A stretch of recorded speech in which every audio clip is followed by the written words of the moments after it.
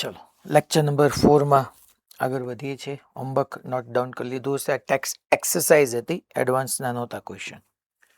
હવે આપણે લાસ્ટ જ્યાં અટક્યા હતા ત્યાંથી આપણે સ્ટાર્ટ કરીએ છોકરાઓ. ઓલરેડી આપણે ટેક્સ્ટ એક્સરસાઇઝ નંબર 29 ની અંદર આપણે સ્ટોપ કર્યું હતું. 3 મેં તમને હોમવર્કમાંથી રિમૂવ કરાવ્યા હતા. જે આપણે છેલ્લે સમજ્યા એ બેઝ જ કોન્સેપ્ટને આપણે કન્ટિન્યુટીમાં લઈએ છીએ. Ultimately sigma F is equal two MA પરનો કોન્સેપ્ટ છે અનબેલેન્સ ફોર્સિસ માટેનો. ક્વેશ્ચન જોજો. એક ટેબલ ઉપર એક રૂપિયાના 10 સિક્કાઓ ઉપરા ઉપરી મૂક્યા છે. ઓકે, 10 સિક્કાઓ છે એની ઉપરા ઉપરી મૂક્યા છે એક ટેબલ પર. દરેક સિક્કાનું દળ એમ છે અને નીચેના કિસ્સાઓમાં બળના માન એટલે છોકરાઓ મૂલ્ય અને દિશા જણાવવાની છે. ટોટલ 10 સિક્કાઓ છે.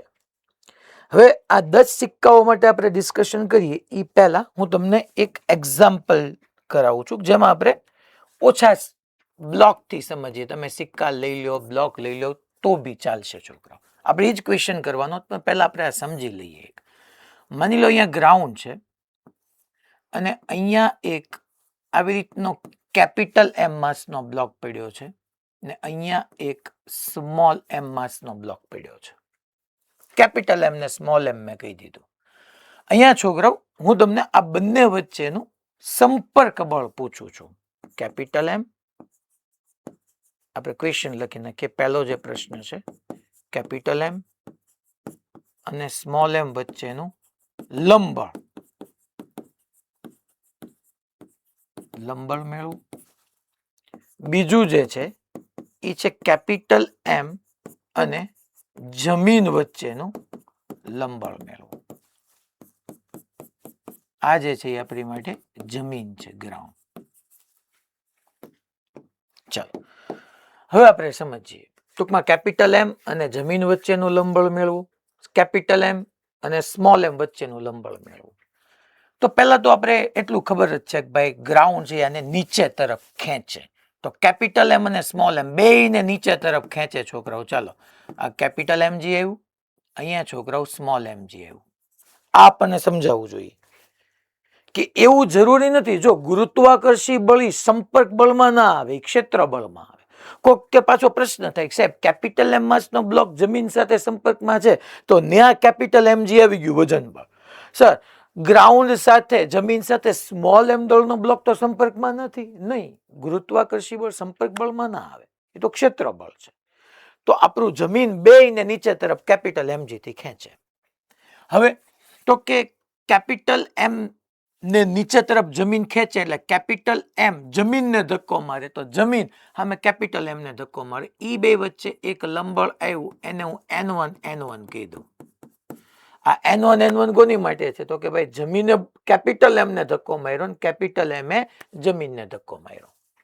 સેમ છોકરાઓ સ્મોલ એમજી આવ્યું તો સ્મોલ એમજી ને કારણે સ્મોલ એમ ના દળ પર નીચે તરફ બળ લાગે છે એટલે સ્મોલ એમ દળનો બ્લોક કેપિટલ એમ ને ધક્કો મારે, એને ધક્કો મારે આમ, તો ઓલો સામે એને ધક્કો મારે. આ બધી તમને ક્લેરિટી હોવી જોઈએ. આ N2 કીધું, N2 આ N2 કોના વડે કોના પર લાગે? તો કે કેપિટલ એમ વડે સ્મોલ એમ પર. પણ નીચે તરફનું N2 કોના વડે કોના પર લાગે? તો કે સ્મોલ એમ વડે કેપિટલ એમ પર. તો કે ઓકે સાહેબ, હાલો આ અમને ખબર પડી ગઈ. પહેલા મેં કેપિટલ એમજી સ્મોલ એમજી લખ્યું, પછી કોણ કોને ધક્કો મારે છે એની હું લંબબળમાં બીજી વાત આપણે સમજી ગયા હતા છોકરાઓ. સંપર્ક સપાટી હોય જે સામાન્ય સપાટી કે સંપર્ક સપાટી, સામાન્ય સપાટીને લંબ રૂપે લંબબળ લાગે.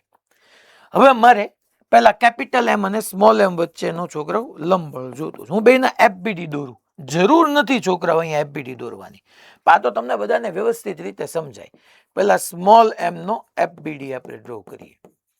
તો એફબીડી માટે મેં તમને કીધું કે તમારે બિંદુ તરીકે લઈ લેવાના. ચલો સ્મોલ એમ દળના બ્લોકને આપણે બિંદુ તરીકે એક લઈ લઈએ. આ બિંદુ તરીકે લઈ લીધું. તો સ્મોલ એમ પર સ્મોલ એમજી નીચે તરફ લાગે અને સ્મોલ એમ પર N2 ઉપર તરફ લાગે. ઓકે, આ ક્લિયર. સ્મોલ એમજી નીચે, N2 ઉપર તરફ. સાહેબ આ વાય માં ગતિ કરે છે? ના, આ વાય માં ક્યાંય ગતિ નથી કરતું, વાય માં તો સ્થિર છે. સાહેબ આ કે એક્સ માં ગતિ કરે છે? ના, એક્સ માં ક્યાંય ગતિ નથી કરતું, સ્થિર છે. નથી વાય માં ગતિ કરતું, નથી એક્સ માં ગતિ કરતું, સ્થિર છે. તો છોકરાઓ સ્થિર હોય તો પરિણામી બળ આપણે ભણી ગયા કે નેટ ફોર્સ તમે જોવા જાવ એ 0 થાય, કારણ કે નથી ઉપર જતું, નથી એક્સ માં, નથી વાય માં. તો સ્થિર હોય તો હું લખી નાખું છોકરાઓ ઉપરનું બળ બરાબર નીચેનું બળ. તો N2 તમને મળી ગયું. N2 કોની વચ્ચેનું લંબબળ થયું છોકરાઓ? કેપિટલ એમ અને સ્મોલ એમ વચ્ચેનું લંબબળ થયું. તો પહેલાનો જવાબ તમને આવી ગયો, કારણ કે કેપિટલ એમ અને સ્મોલ એમ વચ્ચે N2 જ લાગે. જો તમે પછી તો કે હવે સર હું કેપિટલ એમ નો FBD ડ્રો કરું. કેપિટલ એમ નો FBD, ઓકે, નો પ્રોબ્લેમ. મારે FBD માં કયા બળો લેવાના છોકરાઓ? પદાર્થ પર લાગતા બળો, પદાર્થ દ્વારા નહીં, પદાર્થ પર. તો કે ભાઈ કેપિટલ એમ પર પદાર્થ પર છે, આ કેપિટલ એમ દળનો પદાર્થ છે, એના ઉપર એક કેપિટલ mg નીચે તરફ લાગે છે. લાગે છે? હા, બરાબર છે. બીજું એના પર કયું લાગે છે? આ N1 નીચે. ના ના, આ N1 તો ઈ કેપિટલ એમ દળનો પદાર્થ જમીન પર લગાડે છે, અથવા કેપિટલ એમ દ્વારા જમીન પર લાગે છે. હું કોનો FBD દોરું છું? કેપિટલ એમ નો. તો મારે કેપિટલ એમ પર લાગતા બળ હાલાઈ ગયું. હાલો, પછી જમીને ધક્કો માર્યો ઉપર તરફ, એટલે N1 ઉપર તરફ છે, જોવો તમે. ઓકે, પછી આ જે મેં પર્પલ કલર થી N2 લઈ ગયું, આ N2 કોના વડે કોના પર લઈ ગયું હતું? તો કે સ્મોલ એમ વડે કેપિટલ એમ પર. હું વારંવાર બોલું છું, આમાં મારે પદાર્થ પર લાગતા બળો દર્શાવવાના છે. N2 ઉપર છે ને N2 નીચે છે, પણ હું કેપિટલ એમ નો દોરું છું તો કેપિટલ એમ પર N2 નીચે લાગે છે, એટલે પ્લસ કરીને મારે નીચે લખવાનું. સર આમાં આ કેપિટલ એમ દળનો પદાર્થ ઉપર જાય કે નીચે જાય? અરે ક્યાંય નથી જતો, સ્થિર છે, સંતુલનમાં છે. સંતુલનમાં મેં તમને બે પ્રકાર કીધા હતા, ડાયનેમિક અને સ્ટેટિક. અહીંયા છોકરાઓ આ સંતુલનમાં છે, તો સંતુલનમાં હોય એટલે ઉપરના બળ બરાબર નીચેના બળ. તો સિમ્પલ વાત થઈ ગઈ. ઉપરનું બળ બોલો ભાઈ, તો કે N1. નીચેનું બળ તો કે કેપિટલ mg પ્લસ N2. ચલો N2 ની જગ્યાએ સ્મોલ mg મૂકી દો, તો N1 is equal two capital mg plus small mg. g ને કોમન લઈ લો તો capital m plus small m into g. N1 મળી ગયું, કામ થઈ ગયું પૂરું. બે મળી ગયા તમને, N1 એ મળી ગયો ને N2 મળી ગયો. N1 કોની વચ્ચેનું લંબબળ છે? તો કે કેપિટલ M અને જમીન વચ્ચેનું. ઓલું કેપિટલ M અને સ્મોલ m વચ્ચેનું. બોલો, ખબર પડી? પાક્કે પાક્કું ક્લિયર બધાને? જો આમાં હવે ચેન્જીસ કરીશ. હવે હજી હું તમને એક થોડીક ઓર સરસ આમ પ્રેક્ટિસ કરાવું, પ્રેક્ટિસ માટે છે. હવે આવા FBD તમારે તમને કમ્ફર્ટેબલ હોય, તમને કોન્ફિડન્સ ના આવે ત્યાં સુધી બનાવવાના. બાકી જો હું તમને અહીંયા એક ક્વેશ્ચન ડિસ્કસ કરાવું છું, સીધે સીધો એવી રીતના વ્યૂ જવાનો. આપણે બીજો એક એક્ઝામ્પલ લઈએ કે જેની અંદર હું અગેન આવી રીતની જમીન લઉં છું છોકરાઓ. આ જમીન છે, એક બ્લોક અહીંયા આવી રીતના પડ્યો છે કેપિટલ M દળનો, એની M1 દળનો, આ એક M2 દળનો, અને અહીંયા એક આવી રીતના M3 દળનો. 3 બ્લોક પડ્યા છે M1, M2 ને M3 દળના. સપાટીઓ બધી લીસી જ છે હો છોકરાઓ, ઘર્ષણ હજી મેં ક્યાંય કીધું જ નથી. સપાટી બધી સ્મૂથ જ છે. હવે આપણે છોકરાઓ અહીંયા 3 પ્રશ્નો લખી નાખો હું પહેલા, કે M1 અને જમીન વચ્ચેનું લંબબળ, M1 અને જમીન વચ્ચેનું લંબબળ, જેને હું N1 કહીશ છોકરા. પછી બીજું કે M1 અને M2 વચ્ચેનું લંબબળ, જેને હું N2 કહીશ. અને ત્રીજું હું કહીશ M2 અને M3 વચ્ચેનું લંબબળ, M2 અને M3 વચ્ચેનું લંબબળ, જેને હું N3 કહીશ. M2 અને M3 વચ્ચેનું લંબબળ, M2 અને M1 વચ્ચેનું લંબબળ, M1 અને જમીન વચ્ચેનું લંબબળ. ચલો, તો હવે અહીંયા M1 છે તો ડેફિનેટલી M1G. પહેલા તો આપણે એટલું સમજી ગયા છોકરો, પહેલા શું કરવાનું છે? તો કે પહેલા જે છે એ આપણે ગ્રેવિટીથી સ્ટાર્ટ કરીએ, સોલ્યુશનમાં વ્યા જઈએ. ચલો અહીંયા આપણે આ સોલ્યુશન નીચે તરફ ગુરુત્વાકર્ષી બળ લઈએ. પૃથ્વી પહેલા M1 ને ખેંચે, M2 ને ખેંચે, M3 ને ખેંચે. તો પહેલા મારે આવી રીતના દેખાડી દેવાય. જો ભાઈ અહીંયા M1G, પછી આ M2G, અને અહીંથી જે નીચે ખેંચવાના છે એ M3G. ઓકે, ચાલો આ રેડી. હવે તો કે લંબબળ વિચારવાના શરૂ કરી. તો કે પહેલા આપણે આના ઉપર લંબબળ લઈએ, M1 પર. તો કે M1G થી નીચે તરફ પૃથ્વી ખેંચે છે, ગ્રાઉન્ડ ખેંચે છે. તો આ M1 જમીનને ધક્કો મારે આમ, આ N1. તો જમીન આને ધક્કો મારે, કારણ કે હંમેશા બળો જોડમાં જ હોય. મારે M1 પર લાગતું બળ જોતું હોય તો ઉપર તરફનું N1 આવે, પણ M1 દ્વારા લાગતું બળ જોતું હોય તો મારે નીચે તરફનું N1 આવે. હવે બીજી વાત છોકરાઓ, કે આ જમીન એ તો M2 ને ખેંચે છે, કારણ કે એની માટે કઈ જમીન અને M2 વચ્ચે સંપર્ક હોવો જરૂરી નથી. જમીન M2 ને ખેંચે છે, તો M2G થી ખેંચે છે, તો એને કારણે M2 M1 ને ધક્કો મારે, તો M1 સામે M2 ને ધક્કો મારે. That pushing force is normal force. તો અહીંયા આમ લંબળ આવી ગયા, આમ અને આમ. આ જે છે એ N2, આ જે છે એ N2, N2 આવી ગયા.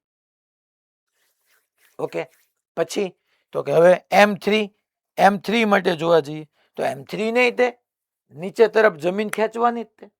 તો M3 M2 ને ધક્કો મારે, તો M2 M3 ને ધક્કો મારે, એને આપણે N3 કહી દઈએ.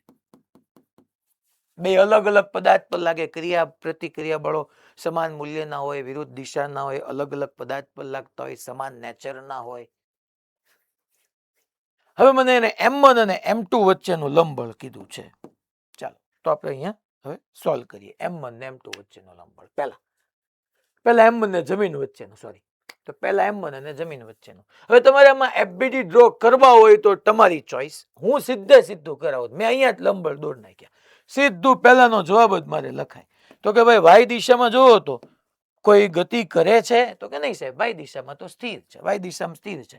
તો આનું આપણે સંતુલન ધ્યાનમાં લઈએ તો ઉપરનું બળ બરાબર નીચેનું બળ.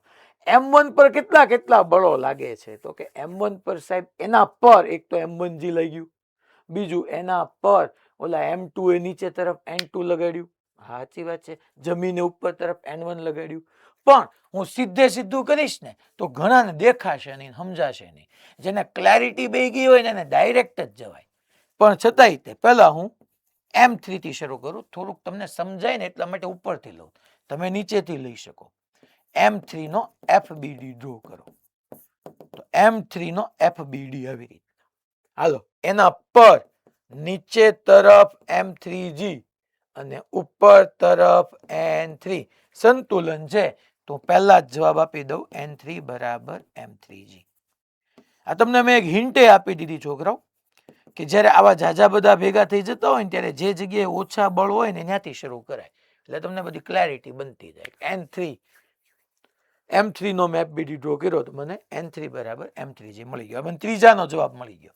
M2 અને M3 વચ્ચેનો લંબબળ, ત્રીજાનો જવાબ મળી ગયો. હવે હું M2 નો FBD ડ્રો કરું તો અહીંયા હેડિંગ આપું કે ભાઈ M2 નો FBD. ઓકે, ચાલો તો પહેલા તો M2 પર છોકરાઓ, M2 પર જોવો તો M2G નીચે તરફ લાગે, તો કે હા સાહેબ લાગે છે ને. M2 પર M2G નીચે તરફ લાગે છે, હા. પછી બીજું કયું છે હે સાહેબ, તો કે બીજું હવે M2 પર નીચે વાળો N1 બ્લોક ઉપર તરફ N2 લગાડે છે. હા એ સાહેબ ઈ સાચું. હવે કે લાગે છે આ M3, અરે M3G તો પૃથ્વી લગાડે છે, M3G તો જમીન લગાડે છે. ઓકે, ઈ નહીં. અચ્છા હા, જો M3 જો આ કલરની પેન જો, આ વાયોલેટ કલરની M3 M2 પર નીચે તરફ N3 લગાડે છે. હજી જો તમે જો લગાડે જ છે, જો આ M2 પર નીચે, એના પર નીચે તરફ M3 લાગે છે, એના પર ઉપર તરફ N2 લાગે છે, પછી એના પર નીચે તરફ M2G લાગે છે, કારણ કે પૃથ્વીને ખેંચે છે. સાહેબ તમે આમ જો એના ઉપર જેટલા સાહેબ આ M3G કેમ નો લીધો? અરે M3G તો પૃથ્વી M3 પર લગાડે છે, મારે તો એના પર M2 પર M2 પર N2 ઉપર M2 પર N3 નીચે એવી ગયા અને ગુરુત્વાકર્ષણ. અચ્છા સાહેબ છે તો સંતુલન જ તે, સંતુલનનો જ કેસ છે છોકરો. આઈ સંતુલનમાં હતો, આઈ સંતુલનમાં છે. અહીંયા લખી નાખું સંતુલન, બેટર છે. અહીંયા લખી નાખું, અહીંયા હું લખી નાખું સંતુલન. તો શું કરે? ઉપરનું બળ બરાબર નીચેનું બળ, કામ પૂરું. N2 is equal two M2G plus N3. N3 ની જગ્યાએ મૂકી દો તો N2 is equal two G ને કોમન લઈ લો તો M2 plus M3 G common આવી જશે. M2 plus M3 into G. ત્યારબાદ M3 નો FBD, ત્યારબાદ M3 નો FBD એટલે બીજાનો જવાબ આવ્યો તમારી પાસે, બીજાનો M1 અને M2 વચ્ચેનો સંબંધ. ત્યારબાદ M1 અને જમીન વચ્ચેનો એટલે N1 મારે જોતું છે. તો હવે હું છોકરાઓ M1 નો FBD ડ્રો કરું. એમાં ધ્યાન રાખજો M1 નો FBD, M1 નો FBD. હાલો તો હું પેલા M1 ને પોઈન્ટ તરીકે લઈ લઉં શાંતિથી. હો, પેલા ગુરુત્વાકર્ષી બળ લાગે નીચે, હા એ આ M1 તો નીચે તરફ આ જે છે નીચે તરફ M1G. ઓકે, પછી આ N1 ક્યાં લાગે છે? તો જમીન પર લાગે છે. હા, મારે તો M1 પર, તો M1 પર N1 ઉપર તરફ. ઓકે હાલો સમજ્યા. હજી જો આ ગ્રીન કલર થી દેખાયું છે N2 M1 પર નીચે લાગે છે તો N2. બસ એ સિવાય તો છે સાહેબ M2G લાગે ને? અરે M2G તો M2 પર પૃથ્વી દ્વારા લાગે છે. આપણે તો M1 પર M1G નીચે તરફ, M1 પર જમીન દ્વારા N1 ઉપર, M1 પર M2 દ્વારા N2 નીચે, મારે જ લેવાના છે. અચ્છા સંતુલન જ છે. સંતુલન હોય તો ઉપરનું બળ બરાબર નીચેનું બળ, એટલે કે N1 બરાબર M2G. મારે અહીંયા લખવાનું આવશે N1 બરાબર M1G પ્લસ N2. તો આ N2 ની વેલ્યુ ઉપાડીને અહીંયા મૂકી દેવાની, એટલે G બધામાંથી કોમન આવી જાય તો N1 બરાબર M1 plus M2 plus M3 કૌંસમાં G. આટલું તો થઈ જશે. ક્લિયર થાય છે બધાને? પાક્કું મેં શું કીધું? ક્યારે ઉપરનું બળ બરાબર નીચેનું બળ નહીં કર્યું. હવે હું ક્વેશ્ચન ને ચેન્જ કરું છું. જો હવે જોઈએ છે કેટલા સ્ટુડન્ટ જવાબ આપી શકે. કારણ કે જરૂરી નથી કે તમારી સામે આવા ટાઈપનો ક્વેશ્ચન આવે. કાલ સવારે માની લો તમને આવો હું ક્વેશ્ચન પૂછું, વિચારીને મને તમે જવાબ આપજો કે છોકરાઓ આ 3 બ્લોક હવે તમારે કેટલું નોટિંગ કરવું એ તમારી ઉપર છોડું છું, કારણ કે હવે બુદ્ધિની વાત છે. અહીંયા સુધી હું તમારું બ્રેઇન ડેવલપ કરી શકું, પછી તો ક્વેશ્ચન તો આમાં અનલિમિટેડ આવી શકે છોકરાઓ. કે 3 બ્લોક એક લિફ્ટમાં છે, એક લિફ્ટમાં છે અને લિફ્ટનું તળિયું છે. આ છોકરાઓ લિફ્ટ છે, આ લિફ્ટનું તળિયું છે અને લિફ્ટ v બરાબર 10 મીટર પર સેકન્ડના અચળ વેગથી ઉપર જઈ રહી છે. 10 મીટર પર સેકન્ડ સ્ક્વેરના અચળ મીટર પર સેકન્ડના અચળ વેગથી ઉપર તરફ જઈ રહી છે. હાલો મને કયો આ જવાબો બદલાય ન બદલાય? બદલાય તો શું ફેર કરવો પડે? શું કામ ન બદલાય? વિચારીને તમે મને કયો. કે મારો ખાલી ક્વેશ્ચન એ છે, અત્યાર સુધી 3 બ્લોક જમીન પર પડ્યા હતા, હવે આ 3 બ્લોક એક લિફ્ટ વિચારો, લિફ્ટના તળિયા ઉપર પડ્યા છે. પ્રશ્નો ઈ જ છે, M1 અને જમીન નહીં, M1 અને લિફ્ટના તળિયા વચ્ચેનું લંબ, M1 ને M2 ને M2 ને M3. પણ લિફ્ટ 10 મીટર પર સેકન્ડના અચળ વેગથી ઉપર જાય છે. આખા આપણા કેલ્ક્યુલેશનમાં કઈ ચેન્જ કરવો જોઈએ કે ન કરવો જોઈએ? કરવો જોઈએ તો શું કામ કરવો જોઈએ? ન કરવો જોઈએ તો શું કામ ન કરવો જોઈએ? બિંદાસ તમે આંગળી ઊંચી કરીને જવાબ આપશો. જરા બી તમે આમ કદાચ કઈ વિચારમાં હો ને તો કહેશો ને તો એનાથી ક્લેરિટી બનશે. કદાચ સાચો પડી જાય તમને કોન્ફિડન્સ આવી જશે કે વાહ મને આવડી ગયો. ઓકે, યસ બોલો.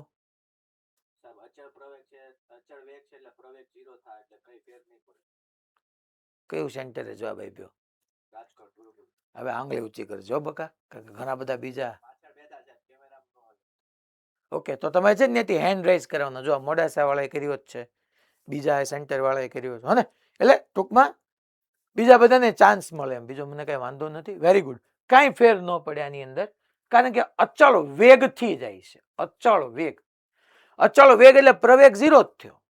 તો સિમ્પલ છે, મેં તમને કીધું સંતુલન જ હતું. યાદ કરો, બે પ્રકારના સંતુલન. વેગ 0 જ રહેતો હોય તો એ સ્ટેટિક ઇક્વિલિબ્રિયમ, અને વેગ અચળ રહેતો હોય તો એ ડાયનેમિક ઇક્વિલિબ્રિયમ. બેની અંદર સિગ્મા એફ 0 જ થાય. તો આ જવાબોમાં કાંઈ ફેર ન પડે. પણ માની લો, એટલે ટૂંકમાં તમારે નોટ્સમાં એડ કરવું હોય કે આ ત્રણે લિફ્ટમાં પડ્યો અને લિફ્ટ અચળ વેગથી જતી હોય તો આમ જ કરવાનું. પણ માની લો આ જ લિફ્ટ, હવે હું એમ કહું કે ઉપર તરફ 2 મીટર પર સેકન્ડ સ્ક્વેરના અચળ પ્રવેગથી જાય છે, તો હવે આની અંદર શું કરવું પડે એ તમારે મને કહેવાનું છે. શું કરવું પડે? હવે ક્વેશ્ચન ઓર ટફ થયો કે લિફ્ટની અંદર, હવે લિફ્ટમાં 3 બ્લોક હરવા તો એડવાન્સમાં પૂછે, કદાચ 2 બ્લોકને પૂછી લે, પણ છતાંય આપણે તો સમજવાનું, એમાં શું વાંધો છે આપણને? તમને મારી જ જોવું છે, વિચારતા કરવા છે છોકરાઓ. કારણ કે આની આ વસ્તુ કાલ સવારે લિફ્ટમાં રાખશે ને થીટા ઢાળના કોને આમ મૂકી દેશે. ફિઝિક્સની અંદર થોડી તમે પ્રેક્ટિસ આમ મૂકી દે, હેલ્યો અહીંયા બ્લોક મૂકી દે. તો તમે સમજ્યા હશો તો પ્રશ્ન થશે, બાકી તો જે ટાઈપ કરાવ્યું એ જ તમારાથી થશે. અહીંયા આ આખો લિફ્ટની અંદરના બ્લોક એ બરાબર 2 મીટર પર સેકન્ડ સ્ક્વેર થી ઉપર તરફ જાય છે. હવે શું ચેન્જ થાય? હવે શું ચેન્જ થાય? ચાલો હેન્ડ રેઝ કરીને જવાબ આપશે. ઓકે, રાજકોટ ગુરુકુરે કર્યો છે, મોડાસાએ કર્યો છે, એ સિવાય. યસ, જુનાગઢ બેટા તું કે હાલ જીનિયસ જુનાગઢ.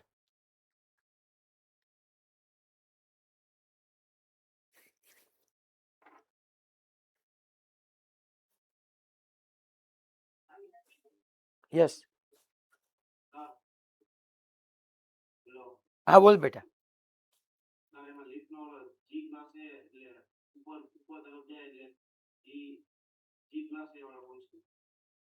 એટલે આમાં મારે શું ચેન્જ કરવો જોઈએ? કરવો હોય તો આમાં શું ચેન્જ કરવો જોઈએ? જી ની જગ્યાએ જી પ્લસ એ. એટલે તે કેવી રીતના વિચાર્યું જી ની જગ્યાએ જી પ્લસ એ? એવું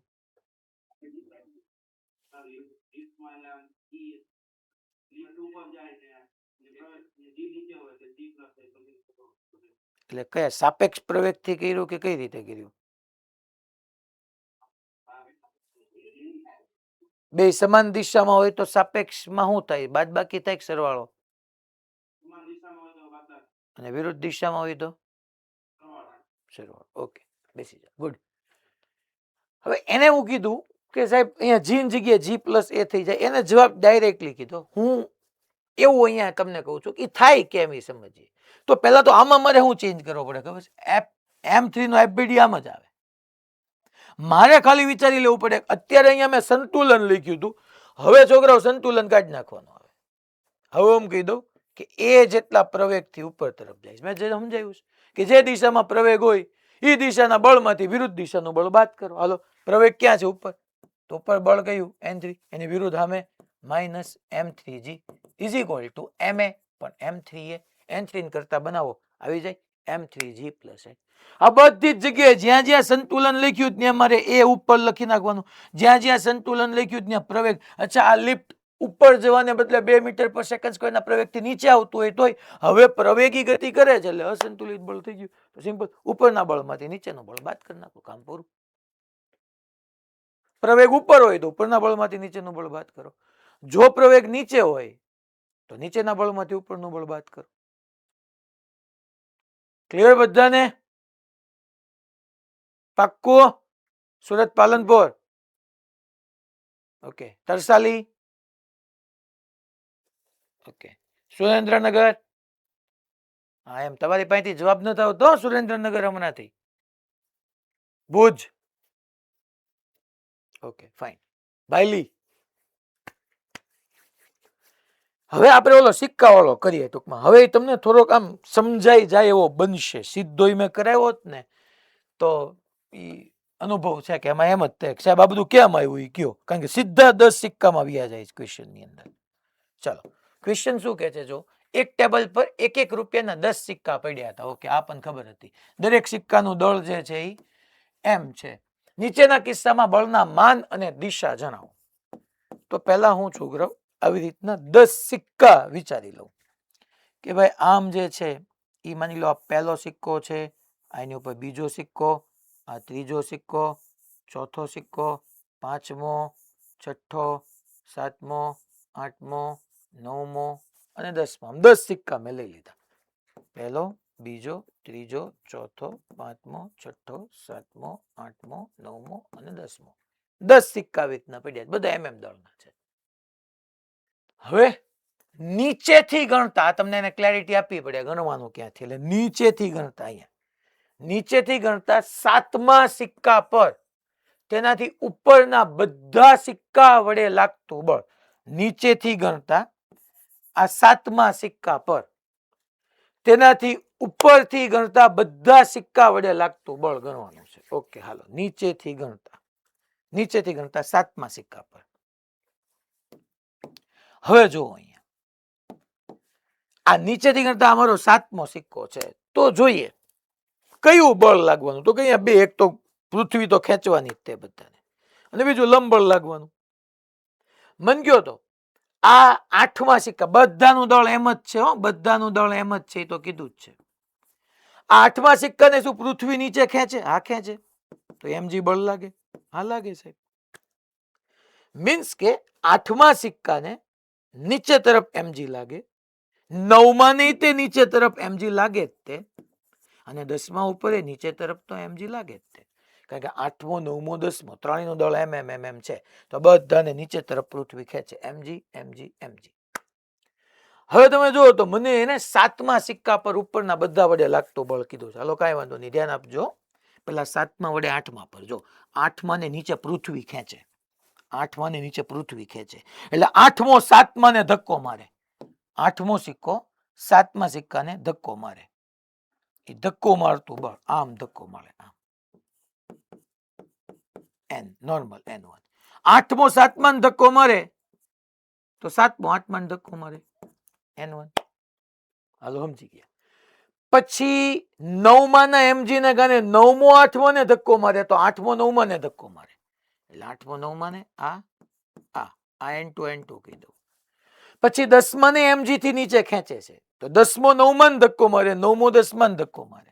હામે 10મો 9મા ને, તો એને આપણે કહી દઈએ છોકરા n3. હું તમને હમણાં સીધું લખતા શીખડાવું, તમે સીધા જવાબ આપી શકશો. હવે માની લો છે તો બધા શેમાં, તો કે સાહેબ છે તો આ બધા સ્થિર સ્થિતિમાં જ છે ભાઈ, ક્યાંય એ ક્યાંય અચળ પ્રવેગથી ઉપર જતી લિફ્ટમાં ક્યાંય નથી, સ્થિરમાં જ છે. તો હાલો આ 10મા સિક્કા માટે જોવા જઈએ તો 10મો સિક્કો છે એમ. નીચે તરફ બોલો તો છોકરાઓ mg, ઉપર તરફ બોલો તો n3. તો n3 બરાબર mg નો થઈ ગયું? હા એ સાહેબ, આ સમજાઈ ગયું. પછી 9મા સિક્કા માટે જોવા જઈએ, 9મો સિક્કો, આ 9મો સિક્કો m દળનો. 9મા સિક્કા પર એ છોકરાઓ નીચે તરફ mg પૃથ્વી તો લગાડવાની જ. એ સિવાય કયા કયા લાગે? તો કે 9મા સિક્કાને ઉપર વાળો n3 થી નીચે ધક્કો મારે છે, એટલે વત્તા એક n3 આવ્યું. અને 9મા ને 8મા વાળો ઉપર તરફ n2 લગાડે, જો તો ઉપર તરફ n2 આવ્યું. સાચી વાત છે. 9મા વાળાને એનું mg નીચે ગુરુત્વાકર્ષી બળ ખેંચે જ છે. 9મા વાળાને 10મો નીચે તરફ ધક્કો મારે છે, નીચેથી 8મો એને ઉપર તરફ ધક્કો મારે છે, n2. અચ્છા, સ્થિર સ્થિતિમાં છે તો n2 બરાબર હું ન લખી નાખું mg પ્લસ n3. n3 ની કિંમત મૂકો તો છોકરાઓ n3 ની જગ્યાએ mg મૂકો તો mg પ્લસ mg 2mg નો આવે. હા એ સાહેબ, આ સમજાઈ ગયું. હવે તો કે હવે તમને પૂછ્યું કેવું, નીચેથી ગણતા 7મા સિક્કા પર, નીચેથી ગણતા 7મા સિક્કા પર તેનાથી ઉપરના બધા સિક્કા વડે, ઉપરના બધા સિક્કા વડે, બધા, ખાલી 8મા વડે નહીં, બધા વડે. ઓકે, તો હવે અહીંયા 8મા સિક્કામાં આવી છે. હાલો આપણે 8મા નંબરનો સિક્કો લઈ લઈએ. 8મો એમ દળનો જ છે. નીચે તરફ તો mg આવે જ તે. હા આવે છે. હવે 8મા પર નીચેથી 7મો ઉપર તરફ n1 લગાડે છે. આ જો 7મા ઉપર તરફ n1 લગાડે. હવે બીજું એ કે 8મા પર છે. હા સાહેબ 8મા પર ઓલો 9મો નીચે n2 લગાડે છે. નીચે n2. અચ્છા સ્થિર સ્થિતિમાં જ છે. સરખાવ n1 બરાબર mg પ્લસ n2 અને n2 ની જગ્યાએ 2mg મૂકો તો 2mg પ્લસ mg છોકરાઓ 3mg. તમારો જવાબ. હે સાહેબ જવાબ હુકમ? નીચેથી ગણતા 7મા સિક્કા પર નીચેથી ગણતા આ 7મા સિક્કા પર ઉપરના બધા સિક્કા વડે લાગતું બળ તો ઉપરના ત્રણેય સિક્કા વડે ટોટલ કેટલું બળ લાગ્યું છોકરાઓ? n1. એ સાહેબ n1 બળ તો સાહેબ 8મા વડે લાગ્યું. હા પણ 8મા વડે n1 લાગ્યું સાચી વાત છે, પણ 8મા વડે 7મા પર n1 લાગ્યું, 7મા વડે 8મા પર n1 લાગ્યું. તો ઉપર તમે જોવા જાઓ આ બધું ભૂલી જાઓ તો તમે એમ ન કહી શકો કે 8મા સિક્કાની ઉપર 9મો સોરી 7માની ઉપર 7મા સિક્કાની ઉપર 8મોય હતો, 9મોય હતો, 10મોય હતો. આનું mg આનું mg નાનું mg જે લગાડે છે ખરેખર પૃથ્વી, પણ mg ને કારણે ધક્કો મારે છે, mg ને કારણે લંબળ લાગે. તો આનું mg નાનું mg ટોટલ 7મા ઉપર 3 હતા, 3 ને કારણે નીચે તરફ કેટલું આવે? 3mg. સીધે સીધું ગણાય. આ તો મેં તમને બધું આમ પરફેક્ટ એનાલિસિસ કરાયું, વસ્તુને સમજ્યા. બાકી તો જોવાય ખરેખર 8મા પર mg લાગે છે, ખરેખર 9મા પર પૃથ્વી mg લગાડે છે, 10મા પર પૃથ્વી mg, પણ mg ને કારણે તો ધક્કો માર્યો ને, mg ને કારણે જ લંબળ આવ્યું. તો આ ત્રણેય પર 8મું 9મું 10મું 3 સિક્કા હતા, ત્રણેય પર mg નીચે હતું એટલે ટોટલ 3mg હતું. એ 3mg ને કારણે ધક્કો લાગવાનો હતો તો 7મા પર 3mg. માની લો બીજી એક પ્રેક્ટિસ કરાવું તમને ઓરાની અંદર સારી, કે 8મા સિક્કા વડે આ બહુ ધ્યાનથી સમજવાની જરૂર છે. આ જવાબ તમારી પાસે આવી ગયો 3mg. હાલો 8મા સિક્કા વડે 7મા સિક્કા પર લાગતું બળ કેટલું? 8મા વડે 7મા પર. જો છોકરાઓ 8મા વડે 7મા પર કેટલું લાગે? જેટલું 7મા વડે 8મા પર લાગે. મારી વાતને સાંભળજો, ખોટા વિચારોમાં રહ્યા, ક્યાંય ખોવાયેલા રહ્યા તો નહીં ભેગું થાય. પૂછે છે 8મા સિક્કા વડે, આ 8મા વડે 7મા પર કેટલું બળ લાગે? તમને ખબર જ છે ન્યૂટનની ગતિનો ત્રીજો નિયમ. 8મો 7મા પર નીચે n1 લગાડે છે, 8મા વડે 7મા પર જેટલું બળ લાગે એટલું જ બળ 7મા વડે 8મા પર ઉપર તરફ લાગે. તો આનો જવાબ એ જ આવે n1 and that is 3mg ઉપર તરફ. ઓલું 3mg નીચે તરફ હતું, કારણ કે એને પૂછ્યું દિશા કહેવાની જ ને, મારે દિશા હારવાર કહેવાની. ઉપર હતું, નીચેથી ગણતા 7મા સિક્કા પર તેનાથી ઉપરના બધા સિક્કા વડે લાગતું બળ. તમે જો આ n1 નીચે આવ્યું હતું અથવા mg 3mg નીચે તરફ આવ્યું હતું, તો એ નીચે તરફ. 7મા વડે 8મા પર ઉપર લાગે છે અને 8મા વડે 7મા પર એટલું જ લંબળ નીચે લાગે. તો 8મા સિક્કા વડે 7મા સિક્કા પર 8મા વડે 7મા સિક્કા પર 8મા વડે 7મા સિક્કા પર. તો જો છોકરાઓ આ ક્યાં ગયું? 8મા વડે 7મા પર n1 નીચે છે. સોરી કોના પર છે? 7મા સિક્કા પર લાગતું બળ. યસ નીચે તરફ. 8મા પર કે તો ઉપર, 7મા પર કે તો નીચે. 8મા પર n1 ઉપર છે, 7મા પર n1 નીચે. તો 8મા સિક્કા વડે 7મા સિક્કા પર લાગતું બળ. 8મા સિક્કા વડે 7મા સિક્કા પર લાગતું બળ. હવે છેલ્લું છે છઠ્ઠા સિક્કાનું 7મા સિક્કા પરનું પ્રતિક્રિયા બળ. હાલો ઈ જોઈએ આપણે. હવે આનો જવાબ, આ તમારા બે જવાબો આવી ગયા, પહેલો આન્સર, આ બીજો આન્સર. હવે મારે ત્રીજો તમને પૂછવો છે. ઘણા જોઈને કહી દેશે પણ હું સમજાવવાનું કહીશ. પહેલા હું સમજાવી દઉં પછી નવો પૂછું. હાલો આ નથી પૂછતો. જો તો છઠ્ઠા સિક્કાનું ગણો આપણે. છઠ્ઠો કેમ ગયો? આ રહ્યો. હું કલર બદલી નાખું હવે. છઠ્ઠા સિક્કાનું આ રહ્યો, આ છઠ્ઠો સિક્કો. છઠ્ઠા સિક્કાનું 7મા સિક્કા પરનું પ્રતિક્રિયા બળ. પેલા છઠ્ઠા સિક્કા પર ઉપરનો 7મો 8મો 9મો 10મો ચારે ચાર ભેગા થઈને mg mg mg mg એ mg ને કારણે લંબળ આવવાના. ટોટલ નીચે તરફ 4 mg લાગે. હા લાગે છે. કોના વડે? તો કે છઠ્ઠા પર એની ઉપરના 7મા 8મા 9મા 10મા ચારે ચાર ને કારણે 4 mg નીચે લાગે. હા બરાબર છે. પણ ઈ તો કોને લગાડ્યું? ઉપરના ચારે ચાર, એટલે 7મા એ છઠ્ઠા પર 4 mg લગાડ્યું. તમને પૂછે છે છઠ્ઠા સિક્કાનું 7મા પરનું પ્રતિક્રિયા બળ, તો 7મો છઠ્ઠા પર 4 mg લગાડે. એ સાહેબ એમ કેમ હોય? 7માનું એકલાનું mg છે. અરે 7માનું mg તો એની ઉપરવાળાનું mg એની ઉપર આવે, એની ઉપરવાળાનું mg નીચે આવે, એની ઉપરવાળાનું mg નીચે આવે. તો 7મા પર ઉપર ટોટલ કેટલા છે? 8 9 10 ત્રણેય છે. તો આ 7મા પર ઉપરના ત્રણેયનું વજન બળ નીચે તો આવે ને, અને 7માનું પોતાનું એટલે 4 mg નીચે ગયું. આ 7મા વડે છઠ્ઠા પર લઈ ગયું. 7મા વડે છઠ્ઠા પર, તો છઠ્ઠા વડે 7મા પર એટલું જ 4 mg ઉપર લાગે.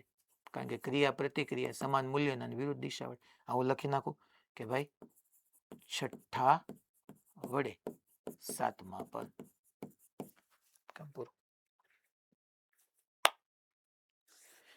તમારી પાસે અહીંયા પહેલા તમને પૂછ્યું છે છોકરાઓ 3 mg, સોરી પહેલા અહીંયા ક્વેશ્ચન છે 7મા સિક્કા પર લાગતું બળ તેની 3 mg છે છોકરાઓ. પછી પાછું 8મા સિક્કા વડે 7મા સિક્કા પર લાગતું બળ 3 mg છે. અને છોકરાઓ છેલ્લે જો 4 mg. બટ આ 3 mg ક્યાં આવ્યું? નીચે તરફ. એક આપણે કીધું હતું છોકરાઓ દિશા બી. તમને આની અંદર FBD ની રીતે બી તમને આપ્યો છે. આ કઈ રીતના 4 mg થાય. બટ આપણે આને કંઈ ન સમજીએ, ખાલી અહીંયા આમ વસ્તુઓને એનાલાઇઝ કરીએ. મેં દિશા તમને કઈ જ દીધી, ઓલામાં નીચે તરફ. અને આ કોનું કીધું છે? છઠ્ઠા સિક્કાનું 7મા પરનું. તો છઠ્ઠા વડે 7મા પર જે 4 mg બળ લાગે એ ઉપર તરફ લઈ ગયું, એટલે ઉપર તરફ.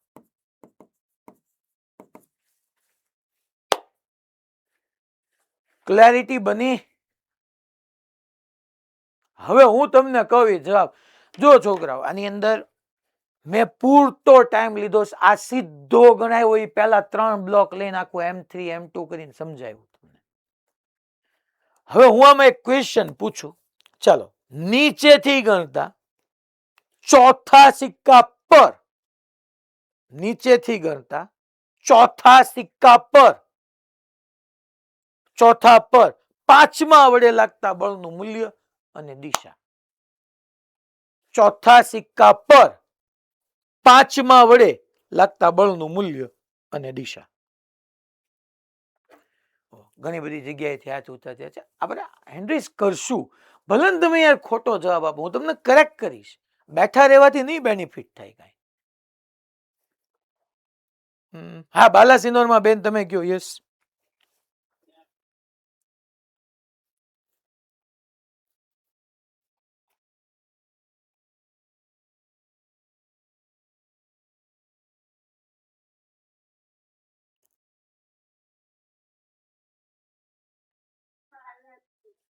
કેટલું બેન?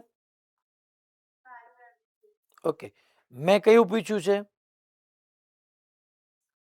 ચોથા હે 6 mg. કઈ રીતના 6 mg? ચોથા પર 5મા વડે, તો ટોટલ ચોથાની ઉપર ગણો તો કેટલા છે?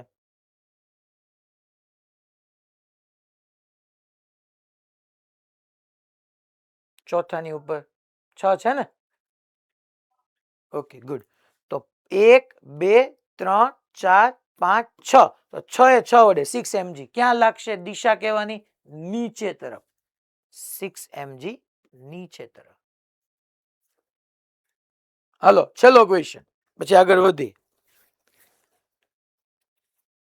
બીજા વડે હું લખી દઉં, અહીંયા ક્વેશ્ચન એક્સ્ટ્રા લખું છું. બીજા વડે ત્રીજા પર લાગતું બળ. બીજા વડે ત્રીજા પર લાગતા બળનું માન અને દિશા બે કહેવાનું છો. બીજા વડે ત્રીજા પર, બીજા વડે ત્રીજા પર લાગતા બળનું માન અને દિશા. યસ ભુજ, ભુજ.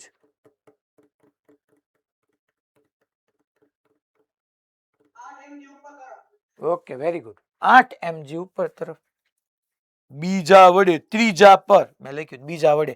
હવે જો બીજાની ઉપર પેલા કેટલા છે 1 2 3 4 5 6 7 8 એટલે બીજા વડે ત્રીજા પર, પણ ત્રીજો પેલા બીજા પર નીચે તરફ ટોટલ 8 mg લગાડી દે. 8 8 નું વજન બળ. આ તો ત્રીજા એ કે બીજાની ઉપરના બધાએ ભેગા થઈને નીચે લગાડ્યું. આપણે તો પૂછ્યું છે બીજા વડે ત્રીજા પર, તો એ ઉપર તરફ આવે 8 mg. 8 mg ઉપર તરફ. ઓકે, શું તમારા જવાબ ઉપરથી મને એવું લાગે છે કે મારે જે સમજાવવું હતું તમને આ ટાઈપના ક્વેશ્ચનનો ડર દૂર કરવો હતો એમાં હું મહદ અંશે સફળ રહ્યો. બાકી તો હવે બધાને પૂછવા જઈએ ત્યારે વધારે આઈડિયા આવે, જેનો સમય આપણી પાસે ક્યારેય હશે નહીં. આના જેવા જ છોકરાઓ 2-3 હોમવર્કમાં છે. આ હોમવર્કમાં પછી હવે આપણે અહીંયા એક નવી થિયરી ભણવાની છે, બળનો આઘાત. જિંદગીમાં ઘણા બધા આઘાત હોય ને, એમ અહીંયા સાથે સાથે આપણે લઈએ છીએ બળનો આઘાત. બળનો આઘાત જેને આપણે ઇમ્પલ્સ કહેવાના છીએ, ઇમ્પલ્સ. બળનો આઘાત ઇંગ્લિશમાં એને ઇમ્પલ્સ કહેવાય. હવે બળનો આઘાત જે છે ને મેઇનલી ન્યૂટનની ગતિના બીજા નિયમ ઉપરથી આપણે ડિસ્કસ કરવાનો છે. હા ભાઈ,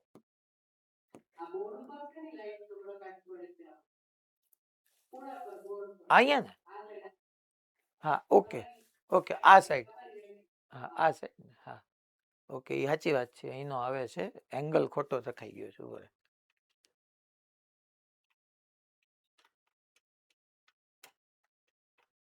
આની હાઈટ સેટ એડજસ્ટ, ઋત્વિક સરાની હાઈટ એડજસ્ટ કરો ને. છોકરાની વાત સાચી છે, ત્યાં બળ દેખાતું જ નથી. જો ઓકે થઈ જશે હો ભાઈ. અહીંયા મેં બળ રાખ્યું છે, બળનો આઘાત મીન્સ કે ઇમ્પલ્સ. હવે આ ન્યૂટનની ગતિનો બીજો નિયમ આપણે શું ભણ્યા હતા છોકરાઓ? ન્યૂટનની ગતિનો બીજો નિયમ આપણે ભણ્યા હતા કે કોઈ પદાર્થ પર લાગતું બળ એના વેગમાનમાં થતા ફેરફારના સમય દર જેટલું હોય છે અને પરિણામી બાહ્ય બળની દિશામાં હોય છે. આ બાહ્ય બળ હોવું પડે. આ જે છે એ શું હોવું પડે? બાહ્ય બળ હોવું પડે. જો સામે દેખાય છે રાજુભાઈ, સામે સામે જો તમે જો આ લાઈટ આવે છે, આ લાઈટ. બસ એ ઉપર જવા દેવાની છે. હજી સહેજ છે.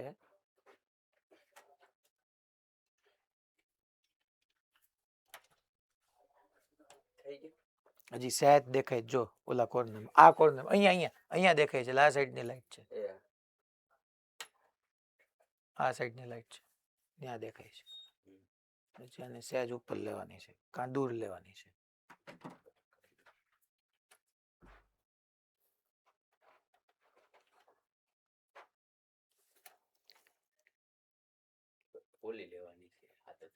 ઈ રેડી જ છે, આ લેવાની છે. પછી લાઈટ હરખી આવી જોયો ને, તો ઘરે એમ કે તમે કાળા દેખાતા છો નહીં, આમાં કેમ કાળા દેખાવશો? એ ડખા થાય છે. આ જો મને બળ દેખાણું દેખાણું દેખાણું હવે ઓકે, લગભગ ઓકે, નહીં વાંધો. હું સહેજ ધ્યાન રાખીને લખીશ. ઓકે ચાલો, તો બળનો આઘાત આપણે એમ લખી શકીએ છોકરાઓ, જ્યારે સૂક્ષ્મ સમય માટે લાગતું બળ આપણે માપી ન શકીએ ત્યારે અહીંયા આપણે એફ બાહ્ય એટલે કે F external force is equal to આપણે એવું ભણી ગયા છીએ છોકરાઓ કે delta P by delta T બી લખી શકું હું, અને ડેફિનેટલી છોકરાઓ ડીપી બાય ડીટી બી લખી શકું. તો અહીંયા આપણે આમ લખી શકીએ કે એફ એક્સટર્નલ ઇન્ટુ હું ડેલ્ટા ટી કરું બરાબર તમને ડેલ્ટા પી જ મળવાનું છે. અને આને આપણે કહી દેવાના છે બળનો આઘાત જે. અને ઘણા જે કે છે, જરા આઈ કે છે. આઈ ભી કહેવાય. આ એટલે ઇમ્પલ્સ, તમે ઇમ્પલ્સ આઈ બી યાદ રાખી શકો, જે બી યાદ રાખી શકો. અલગ અલગ બુકો એને અલગ અલગ નોટેશનથી શો કરે છે. ટૂંકમાં સૂક્ષ્મ સમય માટે જ્યારે બળ લાગતું હોય ને ત્યારે આપણે ખબર ન હોય કે સૂક્ષ્મ સમય માટે કેટલું બળ લાગે છે. તો એ સમયે એ બળ માપવાને બદલે એના વેગમાનમાં કેટલો ફેરફાર થયો ને તમે મેઝર કરી નાખો ને એટલે તમારી પાસે છોકરાઓ ઇમ્પલ્સ આવી જાય. તમારી પાસે ઇમ્પલ્સ તમને મળી જશે. તો આ તમારી ઇમ્પલ્સની ફોર્મ્યુલા થઈ ગઈ.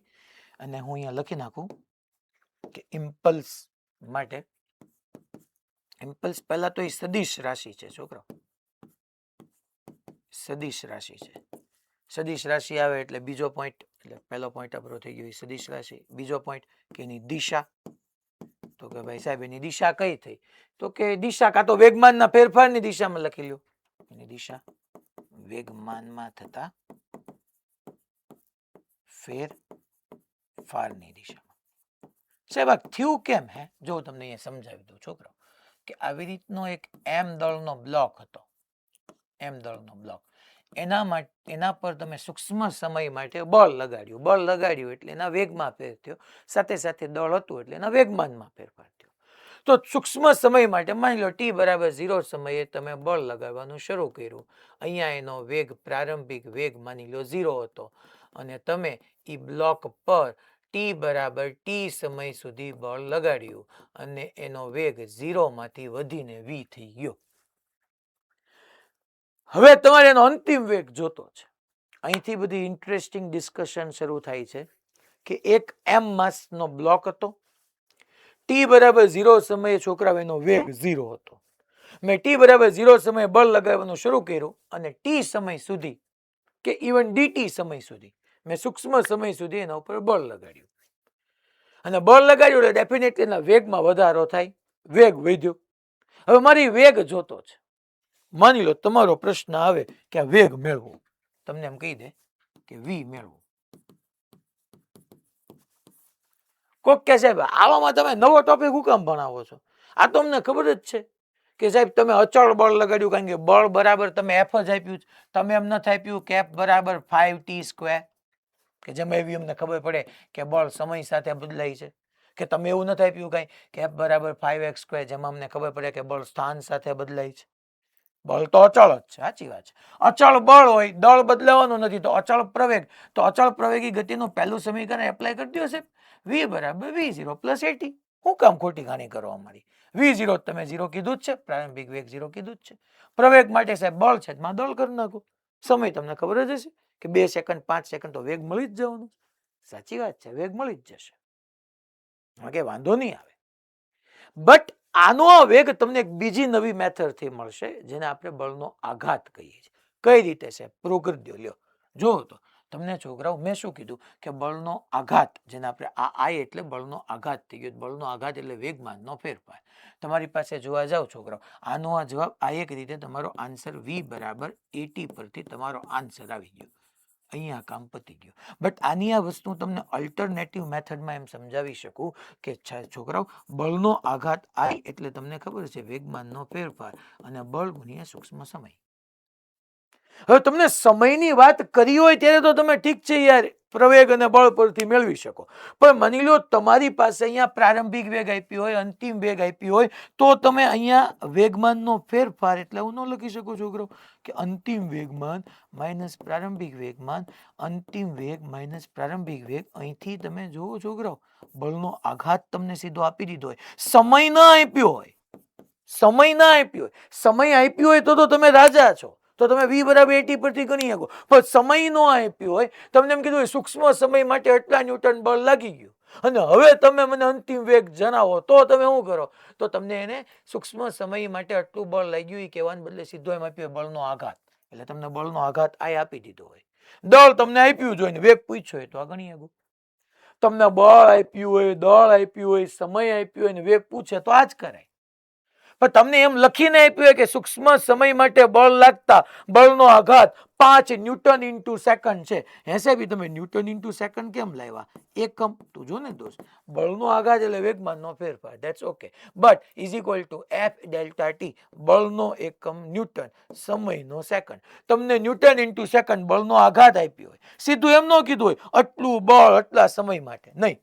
સૂક્ષ્મ સમય માટે ફલાણું ન્યૂટન બળ લગાડતા બળનો આઘાત એટલો આપે છે. એટલે તમને આ આપી દીધું, આટલું દળ આપ્યું અને વેગ પૂછે, તમે ગણી શકો.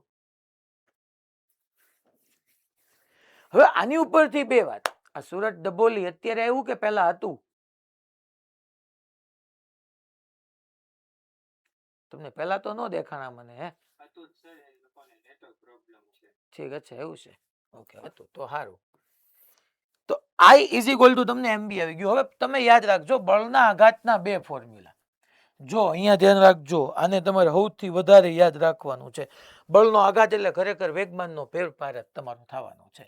માની લો છોકરાઓ, જો F અચળ હોય, જો તમારું બાહ્ય બળ F એક્સટર્નલ અચળ હોય, ન સમય સાથે બદલાતું હોય ન સ્થાન સાથે બદલાતું હોય, તો આ સૂત્ર તમારું થશે I બરાબર ડેલ્ટા પી. સદી સ્વરૂપે લખો તોય વાંધો નહીં, F external into delta T. એટલે કે તમે તમે આમાં સૂક્ષ્મ સમય માની લો ડીટી કહેતા હો તો આ ડીપી થઈ ગયું, એમાં બહુ કાંઈ ફેર નહીં પડે, એમાં કાંઈ બહુ ફેર નહીં પડે, ચિંતા ન કરતા. જો એફ એક્સટર્નલ અચળ હોય તો આઈ બરાબર DP is equal to f external into DT. અને જો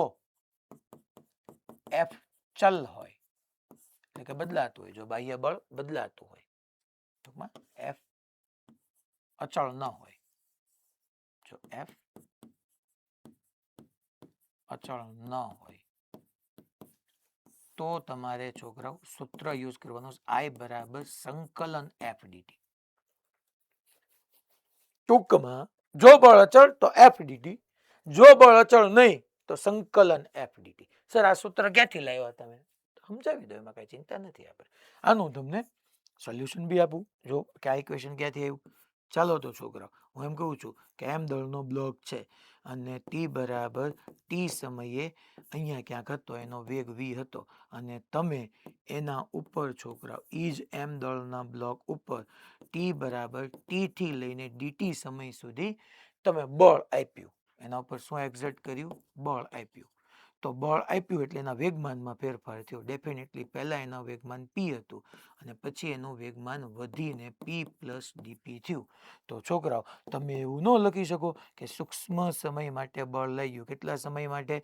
તો કે ડીટી સમય માટે બળ લાગ્યું, એના વેગમાનમાં ફેરફાર ડીપી થયો.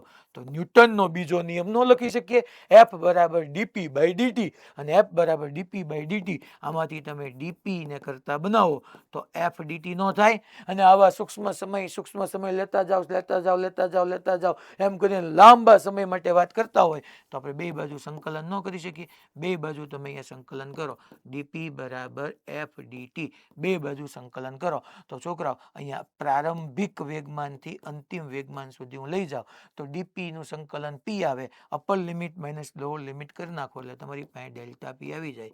ડેલ્ટા પી બરાબર સંકલન એફ ડીટી પ્રૂવ થઈ ગયું તમારું.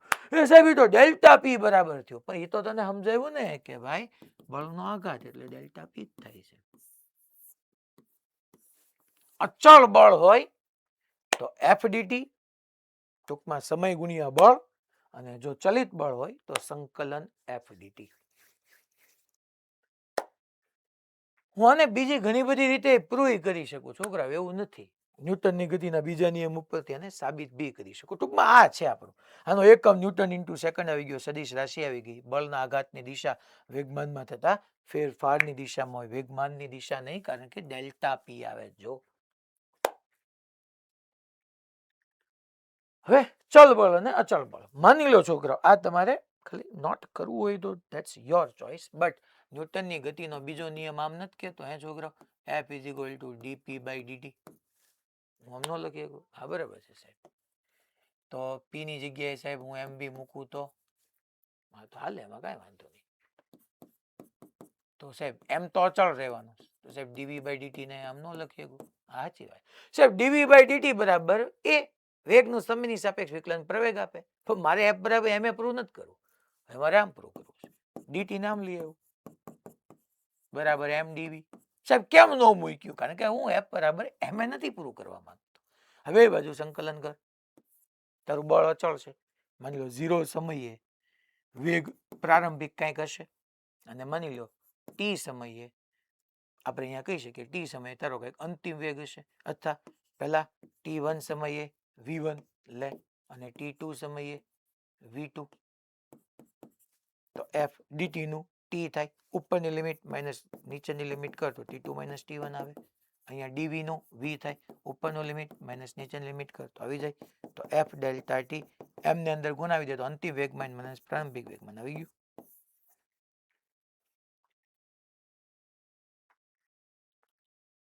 મેં શું કર્યું એલા ખબર પડી ભાઈ? સાહેબ dt ને કેમ સામે લઈ ગયા? dv બાય dt બરાબર એ કેમ ન કીધું? એલા મારે f બરાબર m નથી સાબિત કરવું એટલે. સાહેબ ત્યારે તો તમે કીધું હતું ને, ત્યારે f બરાબર m લાવવાનું હતું યાર. તો સમજ ખાલી વાત. તો dt ને સામે લઈ જાઓ, t1 સમય વેગ v1 હતો અને t2 સમય વેગ v2 થઈ જાય તો મૂકો, પ્રૂવ થઈ ગયું. અચ્છા, હવે આની નાની સાથે સાથે એક ઇમ્પલ્સ મોમેન્ટમ થિયરમ આ ઇંગ્લિશમાં જ આવે, IMT. ઇંગ્લિશમાં કીધું તે બળના આઘાતને ઇંગ્લિશમાં ઇમ્પલ્સ કહેવાય. તો ઇમ્પલ્સ મોમેન્ટમ, મોમેન્ટમ એટલે વેગમાન, ઇમ્પલ્સ મોમેન્ટમ થિયરમ IMT. ટૂંકમાં બળના આઘાત અને તમને વેગમાન વચ્ચેનો સંબંધ આપશે, ઇમ્પલ્સ મોમેન્ટમ થિયરમ. હાલો, હવે સાહેબ શું કરશું તમને સમજાવી દઉં. જો ઇમ્પલ્સ મોમેન્ટમ થિયરમ,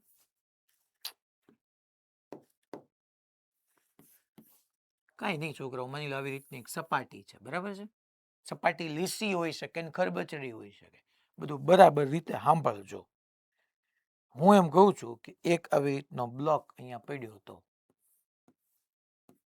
અને પછી વી વેગથી ગતિ કરતો હતો. પહેલા મેં રાખ્યો અને હું એમ કહું છું હવે વી વેગથી ગતિ કરે છે, આ એમ અહીંયા ગતિ કરતો હતો. હવે અહીંયા આપણે ઈ બ્લોક અહીંયા પહોંચ્યો ત્યારે એની ઉપર સૂક્ષ્મ સમય માટે બળ લગાડ્યું. પહેલા એનો વેગ v1 હતો, મેં બળ લગાડ્યું, સૂક્ષ્મ સમય માટે બળ લગાડ્યું એટલે એનો વેગ v1 માંથી વધીને v2 થઈ ગયો. તો કર્યું શું? તો કે પહેલા એનો કંઈક પ્રારંભિક વેગમાન હતું, ઇનિશિયલ મોમેન્ટમ, સૂક્ષ્મ સમય માટે બળ લગાડ્યું, સૂક્ષ્મ સમય માટે બળ લગાડ્યું એટલે ઇમ્પલ્સ, સૂક્ષ્મ સમય માટે બળ લગાડ્યું. કોક તમે જેમ કે વિચાર, તમે ચાલો વ્યક્તિ એમ જતા હતા વાંયથી કોક તમને સડનલી સૂક્ષ્મ સમય માટે ધક્કો મારી દે તો તમારો વેગ ન વધી જાય? એ કર્યું અહીંયા સૂક્ષ્મ સમય માટે બળ. હવે બળ અચળ બી હોઈ શકે, બળ ચલિત બી હોઈ શકે, જેને આપણે ટૂંકમાં ઇમ્પલ્સ કહીએ છીએ. ઇમ્પલ્સ આવ્યો એટલે વેગમાનનો ફેરફાર થયો. બહુ હકીકત વાત છે, સમજાય એવી વાત છે ને યાર. સાહેબ ઇઝ ઇક્વલ ટુ કરીને કેમ લખ્યું તમે યાર? હું આમ કઈક જતો હતો, મારું કઈક વેગમાન હતું, સૂક્ષ્મ સમય માટે મને કોઈ ધક્કો મારી દીધો, મારું વેગમાન હતું વધતા ધક્કો માર્યો, સૂક્ષ્મ સમય માટે બળ લગાડ્યું એટલે મારું વેગમાન નવું આવવાનું, કાં તો એમાં ઘટવાનું કાં વધવાનું. કઈ રીતના બળ લગાડ્યું છે ડિપેન્ડ કરે. મીન્સ કે ઇમ્પલ્સ મોમેન્ટમ થિયરમ તમને અહીંથી એમ કહી દે. હવે ઇમ્પલ્સમાં જરૂર નથી હંમેશા એફ ડેલ્ટા ટી જ આવે. જો તમે એવું બળ લગાડ્યું હોય સૂક્ષ્મ સમય માટે જે ચલિત હોય તો અહીંયા સંકલન એફ ડીટી આવે, બે આવી શકે, સંકલન એફ ડીટી બી આવી શકે. પણ અહીંથી ટૂંકમાં હું ઇમ્પલ્સ એટલે આમ લખી શકું છોકરાઓ, mv2 માઇનસ mv1, મેં v1 ને કોમન, સોરી m ને કોમન લઈ લીધું. અને તમારો કોક કે સાહેબ ઇમ્પલ્સ મોમેન્ટમ થિયરમ, અચ્છા એ પ્લસ એ હોઈ શકે ને માઇનસ એ હોઈ શકે. માની લો આમ જતો મને ધક્કો કોકે વિરુદ્ધ દિશામાં આપ્યો તો આ પ્લસ એ હોઈ શકે, માઇનસ એ હોઈ શકે, બે હોઈ શકે ડેફિનેટલી. તો ટૂંકમાં હું તમને આ લખી દઉં, આ થિયરમ હું કહેવા માંગે છે કે ભાઈ પ્રારંભિક વેગમાન વત્તા બળનો આઘાત, વધતા આવી શકે ને ઓછો થઈ શકે, માઇનસ આવે ને પ્લસ આવે, બરાબર અંતિમ વેગમાન.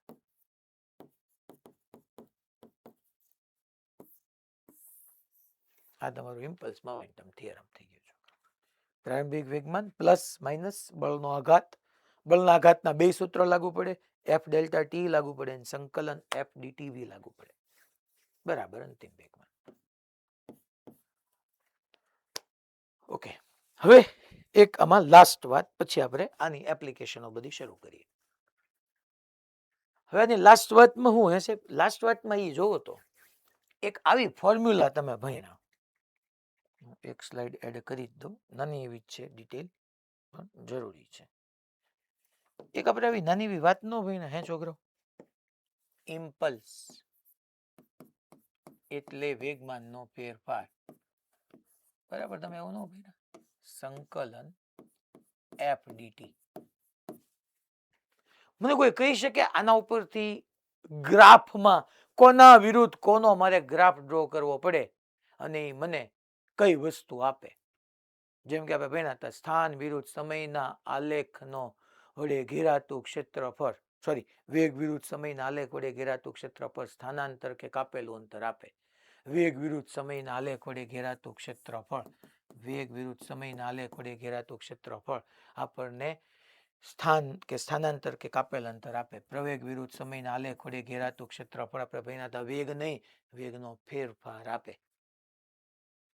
યાદ કરો તો ત્યાં હું પૂછી જ લઉં, સોરી હું કહી જ દઉં, ખોટું ક્યાં મારે ટાઈમ બગાડવું.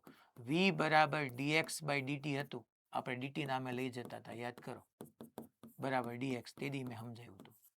અને dx અંતિમ સ્થાન માઇનસ પ્રારંભિક સ્થાન કરો એટલે xf માઇનસ xi આવે. તેથી મેં કીધું હતું વેગ, આપણે આવું સમીકરણ ભણ્યા હતા છોકરો, કે સ્થાનાંતર બરાબર સંકલન v dt. તો આપણે કીધું હતું કે વેગ વિરુદ્ધ સમયના આલેખ વડે ઘેરાતું ક્ષેત્રફળ કાપેલું અંતર કે સ્થાનાંતર આપે. સેમ a બરાબર dv બાય dt, dt ને સામે ગુણાવો તો a dt બરાબર dv, બે બાજુ સંકલન કરીએ. અહીંયા હું પ્રારંભિક સમયે પ્રારંભિક વેગ લખું, અંતિમ સમયે અંતિમ વેગ લખું, તો તમે જોવા જાવ તો dv નો v થાય, અંતિમ માઇનસ પ્રારંભિક કરો તો આપણે ન કહી શકીએ સંકલન a dt. ન્યાય આપણે ભણ્યા હતા, યાદ કરો, કે પ્રવેગ વિરુદ્ધ સમયના આલેખ વડે ઘેરાતું ક્ષેત્રફળ મને વેગનો ફેરફાર આપે. સેમ અહીંયા છોકરાઓ, બળ વિરુદ્ધ સમયના આલેખ વડે ઘેરાતું ક્ષેત્રફળ મને વેગમાનનો ફેરફાર કે બળનો આઘાત આપે. બળ વિરુદ્ધ સમયના આલેખ વડે ઘેરાતું ક્ષેત્રફળ વેગમાનનો ફેરફાર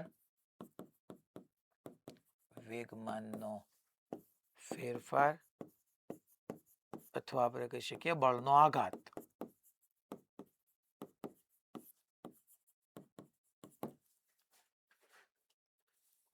અને આવી રીતના તમે ગ્રાફ બી ડ્રો કરી શકો કે ભાઈ અહીંયા માની લો આવી રીતના બળ છે, અહીંયા સમય છે, આવો કંઈક તમને ગ્રાફ મળ્યો છે, તો આ ઘેરાતું ક્ષેત્રફળ તમને વેગમાનનો ફેરફાર આપી દે. હંમેશા યાદ રાખવું, ગ્રાફમાં ક્ષેત્રફળ ઇન્ટિગ્રેશન y dx, એ ગ્રુપ વાળાને તો આવે જ, સંકલન y dx. અહીંયા y ઉપર f છે, dx ની જગ્યાએ dt લખો તો સંકલન f dt તમને વેગમાનનો ફેરફાર કે બળનો આઘાત આપી દે, જે તમે લ્યો.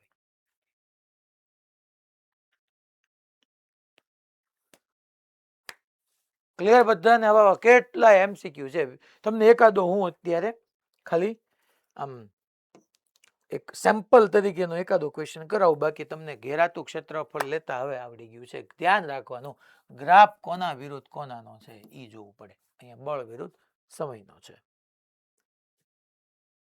માની લો આ પહેલો જ ક્વેશ્ચન લઈએ, જો એક પદાર્થનો બળ વિરુદ્ધ સમયનો આલેખ આકૃતિમાં દર્શાવ્યો છે.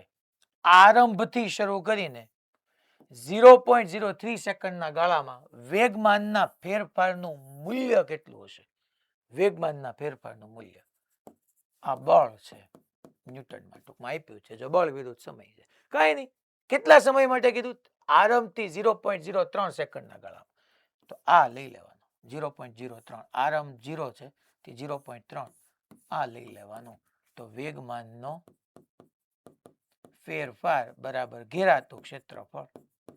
હાલો, ઘેરાતું ક્ષેત્રફળ લંબાઈ ગુણ્યા પહોળાઈ, લંબચોરસ છે, તો આ છે 10, આ છે 0.03, તો જવાબ આવે 0.3. એકમ હું હે સાહેબ?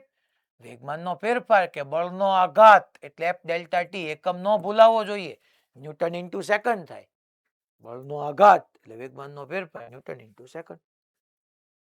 હે સાહેબ, તો વેગમાનનો ફેરફારનો વેગમાનનો એકમ શું થાય? વેગમાનનો તો mv નો લગાય, kilogram into metre per second ન લખાય? હે, હવે આને એક કામ કરતો હતો, સેકન્ડ વડે ગુણ અને સેકન્ડ વડે ભાગ, તો kilogram into metre per second square એટલે ન્યૂટન ન થઈ ગયું? ન્યૂટન ઇન્ટુ સેકન્ડ લખ કે kilogram into metre per second લખ, બધું હરખું જ છે દોસ્ત યાર. આટલું આપણને હવે ક્લેરિટી બેસવી જોઈએ. તો પોઈન્ટ 3 પૂરું થઈ ગયું ક્વેશ્ચન. પોઈન્ટ 3. અચ્છા, આ હોમવર્કમાં એક આપ્યો.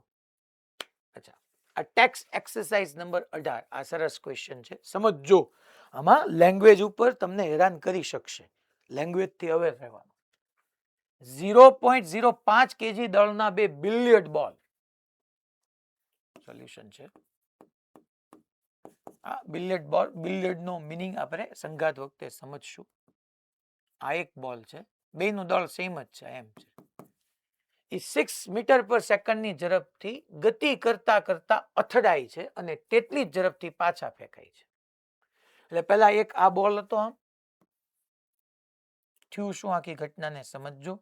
કે એમ દળનો પદાર્થ આ દિશામાં 6 મીટર પર સેકન્ડ થી જતો હતો, આ વિરુદ્ધમાં જતો હતો. સાહેબ એવું કીધું તો નથી, બકા અથડાય તો જ તે ને. કે 0.05 kg દળના 2 બિલિયર્ડ બોલ 6 મીટર પર સેકન્ડની ઝડપથી ગતિ કરતા અથડાય છે અને તેટલી જ ઝડપમાં પાછા જાય છે. એટલે પહેલા વિરુદ્ધ દિશામાં જતા હતા, પછી એટલી જ દિશામાં પાછા ગયા. તો દરેક બોલને બીજા બોલ વડે લગાડેલો આઘાત કેટલો? હવે બે છોકરાઓ બે બોલ સૂક્ષ્મ સમય માટે અથડાણા પછી પાછા આવી ગયા એટલી જ ઝડપથી. હવે સૂક્ષ્મ સમય માટે અથડાણા પાછા આવી ગયા તો સૂક્ષ્મ સમય માટે બળ લઈ ગયું હશે, એ આપણને સૂક્ષ્મ સમયે નથી ખબર, અને છોકરાઓ આપણને બળે નથી ખબર. તો એવા સમયે આપણે કોની હેલ્પ લઈ લેશું? વેગમાનનો ફેરફાર. બળનો આઘાત પૂછ્યો છે, મને પૂછ્યો છે આઘાત કેટલો થાય. આઘાત સૂક્ષ્મ સમય માટે બળ લાગે, નથી સમય આપ્યો. કોક કે સાહેબ આઘાતની તો 2 સૂત્ર છે. સાચી વાત છે તમારી, એફ ડેલ્ટા ટી થાય ડેલ્ટા પી. મેં પહેલા કીધું હતું ને કે જો સમય અને બળ આપે ને તો કઈ જરૂર જ નથી બળના આઘાતને ભરવાની. અહીંયા કીધું જ નથી કેટલા સમય માટે અથડાય છે, કેટલું બળ લગાડે છે, બસ અથડાય છે.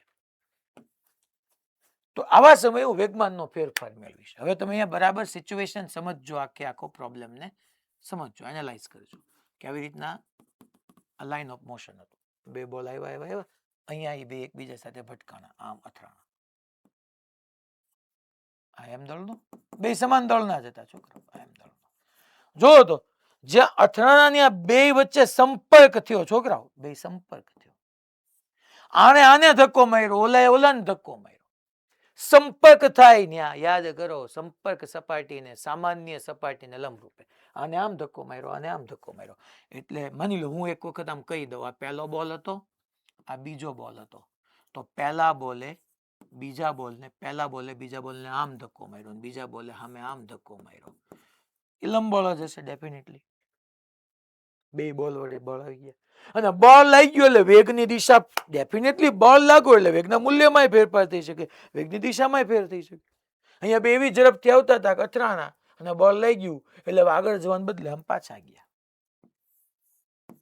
આ એમ દળનો બોલ આમ 6 મીટર પર સેકન્ડના વેગથી ગયો અને આ એમ દળનો બોલ આમ 6 મીટર પર સેકન્ડના વેગથી ગયો.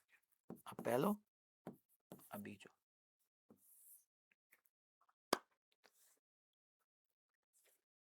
હવે હું તમને જો મોડ્યુલનો આન્સર તો 1-2 મિનિટમાં ન આવે એમ, ટૂંકમાં 10 સેકન્ડમાં હમણાં હું કહી દઉં સીધું. ચેન્જ ઇન મોમેન્ટમ, વેગમાનનો ફેરફાર ગણ નાખો આવી જશે. આપણે સમજીએ પહેલા આખું ડિસ્કશન બોલ 1 માટે કરીએ. હું અહીંયા લખી નાખું કે પહેલા આપણે બોલ 1 માટે સમજીએ, પછી બોલ 2 માટે સમજશું. તમને એટલું સમજાઈ ગયું સાહેબ મારે ગોતવાનું જ શું? આઘાત ગોતવાનો દોસ્તારે. આઘાત 2 રીતે મળે, અચળ બળ હોય એફ ડેલ્ટા ટી કર અથવા વેગમાનનો ફેરફાર કર, યા જો બળ ચલિત હોય તો સંકલન. હવે બળની કઈ વાત કીધી નથી, આપણે અચળ જ લઈ લેશું. તો એફ ડેલ્ટા ટી માં બળ અને સમય ક્યાંય છે નહીં, તો સાહેબ ઓકે, તો શું કરવાનું? વેગમાનનો ફેરફાર. હાલ એટલે સૂત્ર તને ખબર જ છે, અંતિમ વેગ માઇનસ પ્રારંભિક વેગ. વેગમાન અંતિમ વેગમાન માઇનસ પ્રારંભિક વેગમાન. અચ્છા, આ જે છે એ પ્રારંભિક લઈ લો, આ જે છે એ છોકરાઓ અંતિમ લઈ લો. હે સાહેબ એ તો 6 ના 6 જ રહ્યા લે.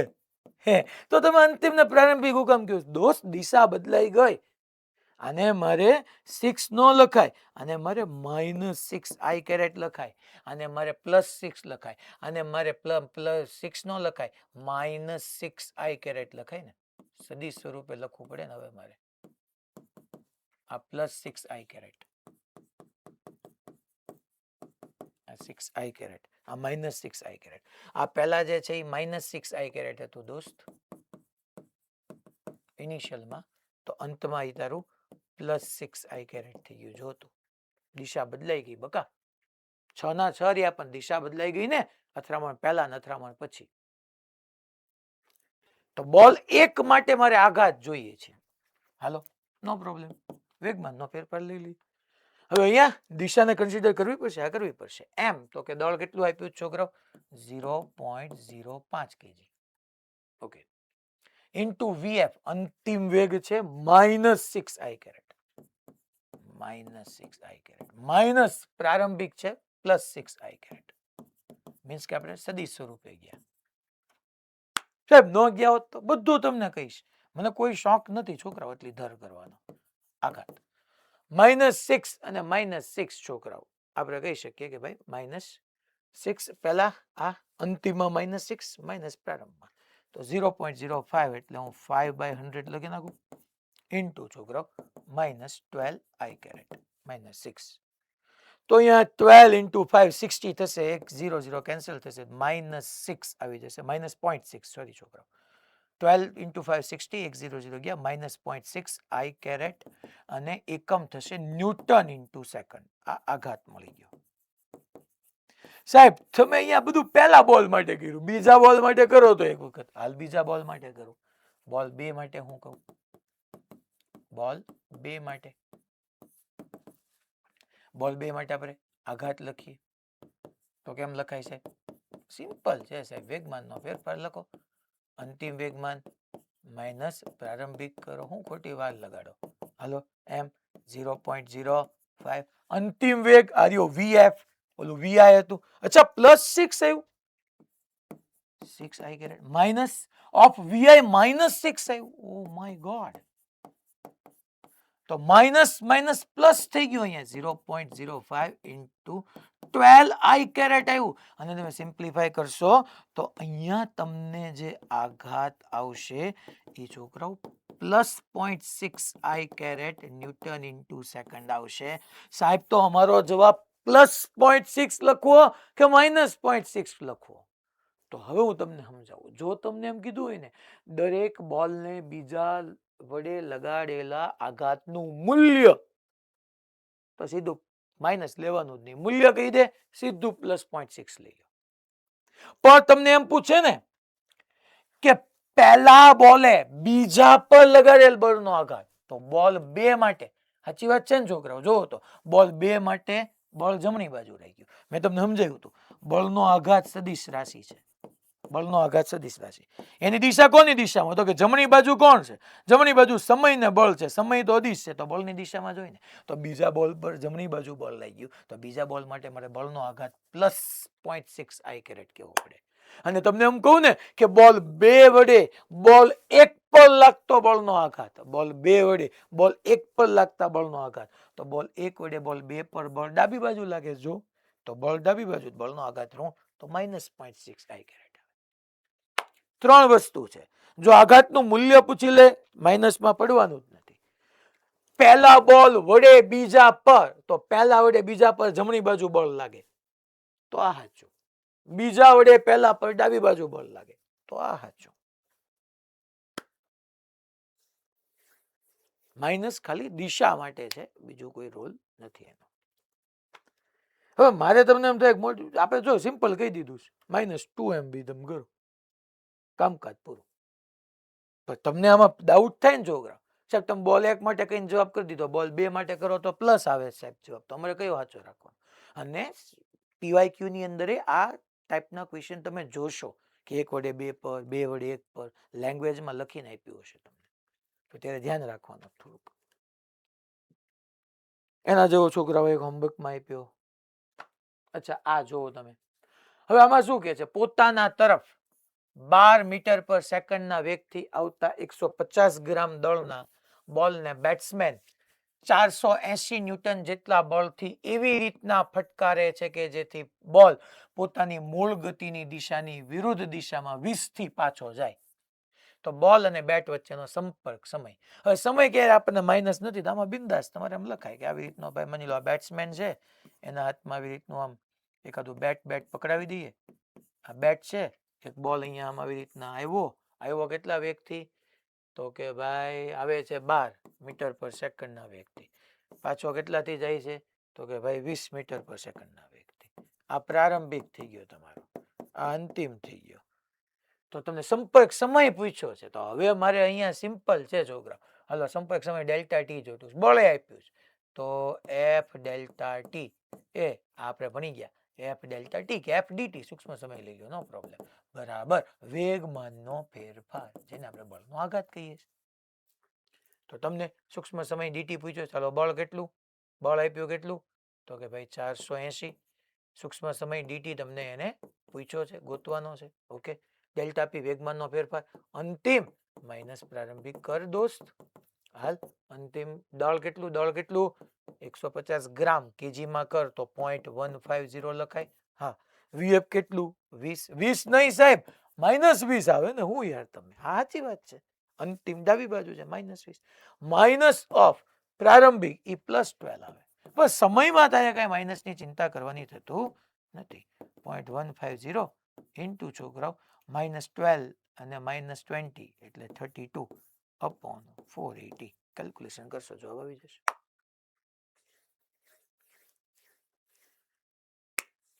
અલા ખબર પડી ભાઈ? ક્લિયર બધાને? કારણ કે આમાં એવું કીધું નથી બેટ્સમેન આમ ઉભો ને ડાબી બાજુથી બોલ આવે ને જમણી, પછી ઓવર કન્ફ્યુઝનમાં નહીં પડવાનું. આ બધું સમજાઈ જાય એમ છે, આમાં કઈ ચિંતા નથી. Next tax exercise number 24. આ સમજો, આની જેવા ઘણા બધા ક્વેશ્ચન પછી મેં તમને હોમવર્કમાં બી આપ્યા છે. 0.04 કેજી દળના એક પદાર્થનો, મારા વાલાઓ સાંભળજો, સ્થાન વિરુદ્ધ સમયનો ગ્રાફ આપ્યો છે. તમને એક દળ ભી આપ્યું છે. આ ગતિ માટે યોગ્ય ભૌતિક સંદર્ભ જણાવો, એ હું છેલ્લે જણાવીશ કે ભૌતિક સંદર્ભ એટલે કઈ ભૌતિક પરિસ્થિતિનો ગ્રાફ આવો આવે તમારો, એ છેલ્લો છે આપણી વાત. પદાર્થોને પ્રાપ્ત થતા બે ક્રમિક આઘાતો વચ્ચેનો સમય કેટલો હશે? ઓકે, દરેક આઘાતનું મૂલ્ય કેટલું હશે? ઓહો, બે ક્રમિક આઘાત પ્રાપ્ત થતા બે ક્રમિક આઘાતો વચ્ચેનો સમય કેટલો હશે?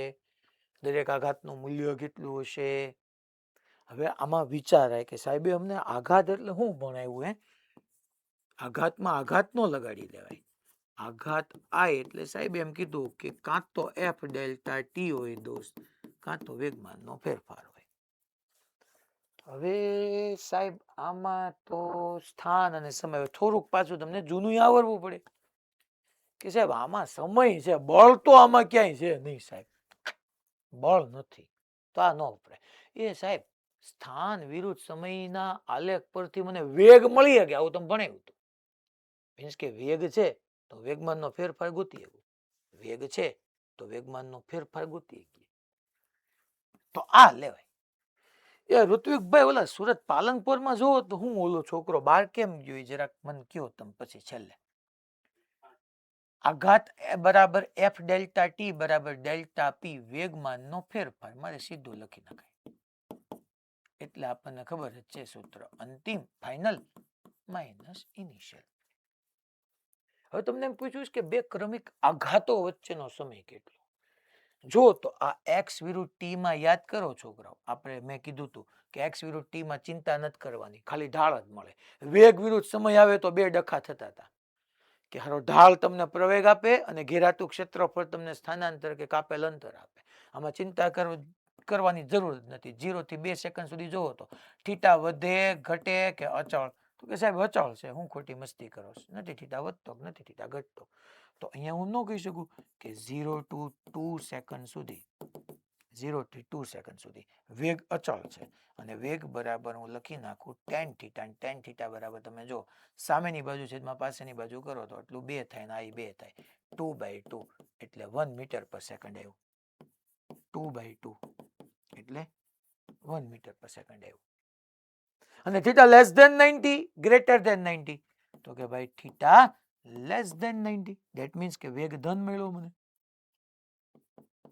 Plus 1 meter per second okay done done done done done done પછી 2 થી 4 સેકન્ડ હા જો 4 થી 6 માં રિપીટ જ છે 4 થી 6 માં રિપીટ જ છે હવે હું ખાલી 2 થી 4 સેકન્ડ સુધી જોઉં એ સાહેબ 2 થી 4 સેકન્ડ સુધી જોવો તો છોકરાઓ સ્પર્શક દોરો સમય અક્ષ સાથેનો ખૂણો લ્યો તો થીટા 2 થી 4 સેકન્ડમાં થીટા ગ્રેટર ધેન 90 છે થીટા અચળ જ રહેશે કાંઈ વધતો ઘટતો નથી પણ ત્યાં તમારો વેગ -1 મીટર પર સેકન્ડ આવશે મીન્સ કે 2 સેકન્ડે વેગની દિશા બદલાઈ ગઈ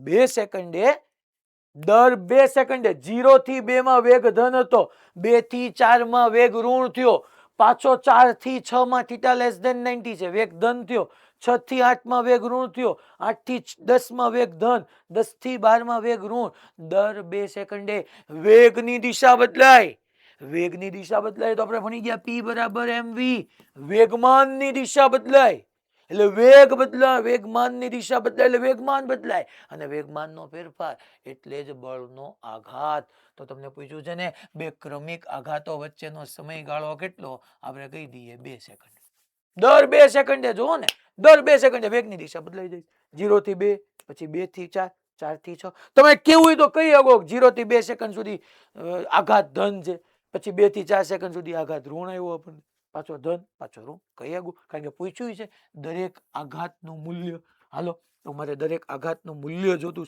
મૂલ્ય કીધું છે એટલે આપણે માઇનસ પ્લસમાં નથી જવાનું દળ કેટલું તો કે 0.04 અચ્છા હવે અહીંયા બહુ ધ્યાન રાખો હે સાહેબ આ જો સમજો આ બધા ઘણા બધા ભૂલ કરે છે ઘણા બધા બાળકો આની અંદર ભૂલ કરે છે કે સાહેબ દરેક આઘાતનું મૂલ્ય મારે અંતિમ વેગ ને પ્રારંભિક વેગ કયો લેવો તો કે તું જોતો બે ક્રમિક આઘાતો વચ્ચેનો સમયગાળો કેટલો તને મળ્યો 2 સેકન્ડ તો કે આઘાત ક્યારે ક્યારે છે તો કે હું અહીંયા લખું પહેલા અલગ કલરની પેનથી લખું એટલે તમને થોડુંક હાઇલાઇટ આવે આઘાતના સમયો હું લખું છું પહેલા 0 સેકન્ડે 2 સેકન્ડે 4 સેકન્ડ 6 8 10 આ બધા સેકન્ડે તમને આઘાત મળે છે સાહેબ ઈ કેમ ખબર પડી કારણ કે 2 સેકન્ડે વેગની દિશા બદલાઈ ગઈ વેગમાનની દિશા બદલાઈ ગઈ બળનો આઘાત આવ્યો 4 સેકન્ડે વેગની દિશા બદલાઈ ગઈ વેગમાનની દિશા બદલાઈ ગઈ આઘાત આવ્યો સાહેબ 0 ના આગળ મને નથી ખબર તો હાલ 2 4 6 કારણ કે અહીંયા આપણને એને 2 થી લખીને આપ્યું છે 2 4 6 8 10 2 સેકન્ડે વેગની દિશા બદલાની વેગમાનની દિશા બદલાની એટલે 2 સેકન્ડે આઘાત આવ્યો 4 સેકન્ડે વેગની દિશા બદલાની વેગમાનની દિશા બદલાની તો સાહેબ બળનો આઘાત આવ્યો તો સાહેબ તમે દરેક આઘાતનું મૂલ્ય જ કીધું છે હા પ્લસ માઇનસ હોઈ શકે એટલે એ લોકો બિચારે સ્પેસિફાઈ કર્યું છે કે મારે અહીંયા તો મૂલ્ય જ લેવાનું કયા સેકન્ડે જોતો છે સાહેબ હાલો હું પહેલા ટી બરાબર તમને 2 સેકન્ડે લખાવું છું 2 સેકન્ડે હાલો 2 સેકન્ડે બળનો આઘાત 2 સેકન્ડે બળનો આઘાત તો દળ આવી ગયો 2 સેકન્ડે અંતિમ વેગ એટલે છોકરાઓ 2 સેકન્ડ પછીનો અને પ્રારંભિક વેગ એટલે 2 સેકન્ડ પહેલાનો 2 સેકન્ડ પછી 2 થી 4 સુધી સતત શું રહે છે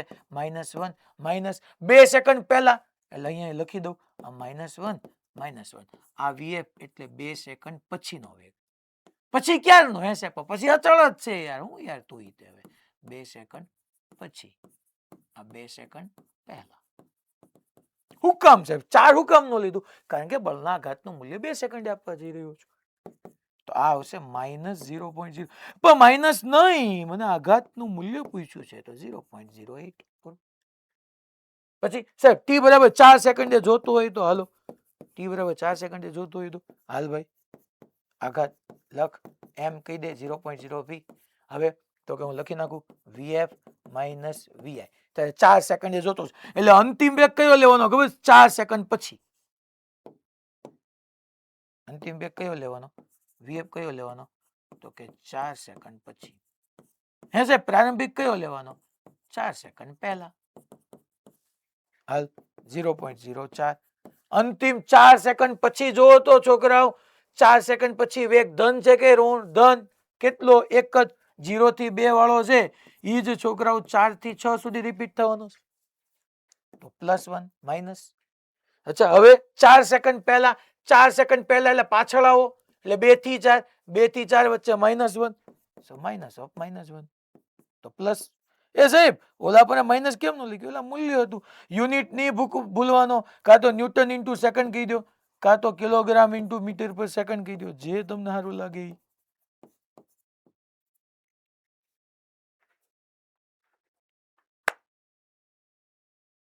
સાહેબ 0 સેકન્ડે જોતો હતો તો 0 સેકન્ડ પછીનો વેગ અને 0 સેકન્ડ પહેલાનો તને ખબર હોવું જોઈએ. તો મને બે જવાબો મેઇન મળી ગયા. પદાર્થે પ્રાપ્ત થતા બે ક્રમિક આઘાતો વચ્ચેનો સમયગાળો 2 સેકન્ડ, કારણ કે દર 2 સેકન્ડે વેગ બદલાઈ જાય છે, જે વેગમાન બદલાશે, જે બળનો આઘાત આપે છે. હા બેન બોલો.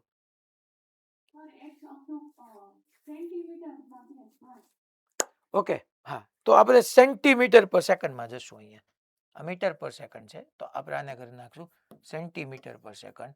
તો આને આપણે કરી નાખશું સેન્ટીમીટર પર. આ સેન્ટીમીટરમાં છે તો આપણે અહીંયા એ રીતના આ જે છે એ આપણે કેજી એટલે આપણે સેન્ટીમીટર પર સેકન્ડમાં કરી નાખવું પડશે. અચ્છા હવે જવાબ જોઈ લઈએ એને કઈ રીતના આપ્યા છે.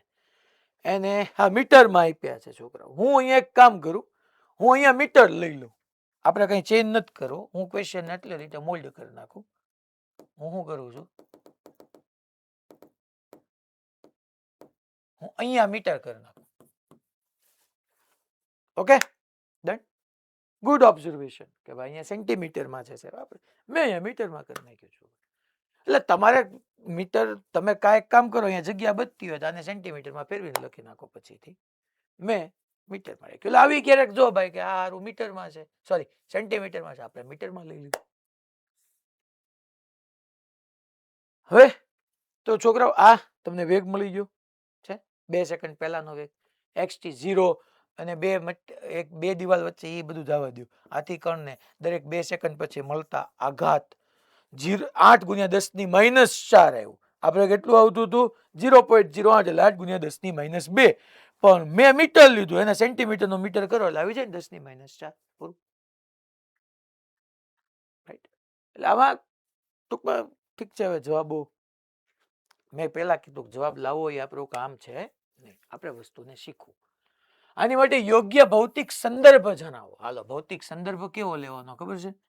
કે આવી એક સિચ્યુએશન લેવાની તમારે. અહીંયા જગ્યા અહીંયા નથી લખ્યો એટલે તમે ચિંતા ન કરતા, જવાબ ન ગોતતા પાછા. કે આવી એક દિવાલ હોય, આમ જમીન હોય, આમ દિવાલ હોય. આ ગ્રાફ કોની માટે છે એ કહું છું.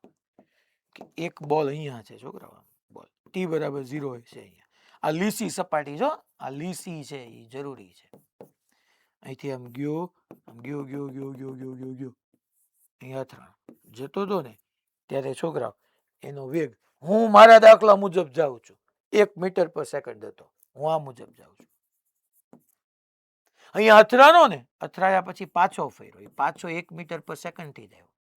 અને કેટલા સેકન્ડે પાછો આવ્યો ખબર છે? 2 સેકન્ડે. આવા સંઘાતને આપણે સ્થિતિસ્થાપક સંઘાત કહીશું. સંઘાત એટલે અથડામણ. એકચ્યુઅલી સંઘાત એટલે વેગમાનનો ફેરફાર થાય, જેવું તમને સંઘાત ચેપ્ટરની તમે ભણશો. ખરેખર સંઘાત એટલે અથડામણ નહીં લખવાની, સંઘાત એટલે વેગમાનનો ફેરફાર. જો વેગમાનનો ફેરફાર થઈ ગયો, મેઇનલી વેગનો ફેરફાર થઈ ગયો. તમે 6થા ચેપ્ટરમાં ભણશો, 6થા નહીં 5માની પછીનામાં જ ભણશો. સ્થિતિસ્થાપક અથડામણ. સ્થિતિસ્થાપક અથડામણ 1 મીટર પર સેકન્ડ થી જતો તો 2 સેકન્ડ એની અથડામણ, પછી પાછો ફેરવો. પછી અહીંયા પાછો આવ્યો અચળ વેગથી આવ્યો, અહીંયા t બરાબર 4 સેકન્ડે પાછો આમ પાછો ફેરવો. દર 2 સેકન્ડે. હવે જો સપાટી લીસીની ખરબચડી હોત તો વેગ જાત. જો અથડામણ અસ્થિતિસ્થાપક હોત તો જેટલા વેગથી અથડાણો એટલા જ વેગથી પાછો ન આવે. એટલે માની લો હું અત્યારે સ્ટુડિયોમાં છું તો અહીંયા 2 વોલ છે. એક વોલ પાસેથી અહીંથી એક બોલને ફેંક્યો, એ આમ ગયો 2 સેકન્ડે ત્યાં ગયો, પાછો જેટલા વેગથી ગયો ને એટલા જ વેગથી પાછો આવ્યો. અહીંયા 4 સેકન્ડે આવ્યો, પાછો અહીંયા 6 સેકન્ડ અહીંયા પહોંચ્યો, ત્યાંથી 8 સેકન્ડ અહીંયા પહોંચ્યો. આ 2 દિવાલ વચ્ચે બોલ આમ અથડાય, આમ પાછો આવે, પાછો આ સાઈડ અથડાય, આ સાઈડ જાય, આ સાઈડ જાય, આમ કર્યા કરે. એનો ભૌતિક સંદર્ભ થયો. ભૌતિક સંદર્ભ થયો. જે કીધો ને આ ગતિ માટે તો જો એનો ગ્રાફ આવો જ આવે ને ભૌતિક સંદર્ભ, કારણ કે વેગ અચળ રહેશે. વેગ અચળ 1 1. હા, દર 2 સેકન્ડે વેગની દિશા બદલાઈ જાય છે. દર 2 સેકન્ડે વેગની દિશા બદલી, દર 2 સેકન્ડે વેગની દિશા બદલી. તો આવો કઈક ભૌતિક સંદર્ભ તમને ત્યાં મળે છોકરાઓ. આ એના ઉપરના બધા હોમવર્કમાં આપું છું, ખાસ છોકરાઓ ડિસ્કસ કરજો. ઓકે, હોમવર્ક જ છે. હવે અહીંયા નીટ 2006 નો એક ક્વેશ્ચન, આ એના આ એ જ છે, કરવાની કઈ જરૂર નથી, કદાચ ડેટા ચેન્જ કર્યો હોય તો. ઓકે, નીટ 2006 નો આવા 2-3 પીવાય ક્યુ. આમાંય ઘણા બધા છે ને, આમ એટલા બધા લોચા કરે ને તમને સમજાય જ નહીં. જો શાંતિથી વસ્તુ જે સમજ્યા છો એ મુજબ ચાલજો. સોલ્યુશન: 12 મીટર પર સેકન્ડની ઝડપથી ગતિ કરતો અને 0.5 કિલોગ્રામ દળવાળો એક બોલ દિવાલ સાથે 30 ડિગ્રીના કોણે અથડાય છે. આવી રીતની દિવાલ છે, એની આપી જ છે, પણ છતાંય તે હું ફરીથી તમને ફિગર ડ્રો કરીને આપું છું કે આવી રીતની દિવાલ છે. આ એક લંબ છે, નીચે તમે દોર્યો, અને એક દળવાળો એક બોલ, આ એક બોલ છે જેનો માસ જે છે એ m = 2.5 kg છે. એ આ દિશામાં જઈ રહ્યો છે, આમ અહીંયા થવાનો છે. તો 12 મીટર પર સેકન્ડ, આ 12 મીટર પર સેકન્ડ થી ગતિ કરતો અને 0.5 કિલોગ્રામ દળવાળો એક બોલ દિવાલ સાથે 30 ડિગ્રીના કોણે, કોની સાથે કેવું જરૂરી છે, હું ત્યાં દિવાલને લંબ સાથે 30 ડિગ્રી, હું જે સમજશે નહીં ગોખશે ને એનો કોઈ દી નહીં પાર ઉતરે. એને કીધું છે દિવાલ સાથે, આમાં તો એને આપ્યું જ છે 30 ડિગ્રીના કોણે અથડાય છે. બોલ તેટલી જ ઝડપે, એટલે 12 જ તેટલી જ ઝડપે તેટલા જ કોણે પરાવર્તિત થઈ છે. એટલે દિવાલ સાથે 30 અથડાનો તો ઈ દિવાલ સાથે 30 આમ પાછો ફરે છે.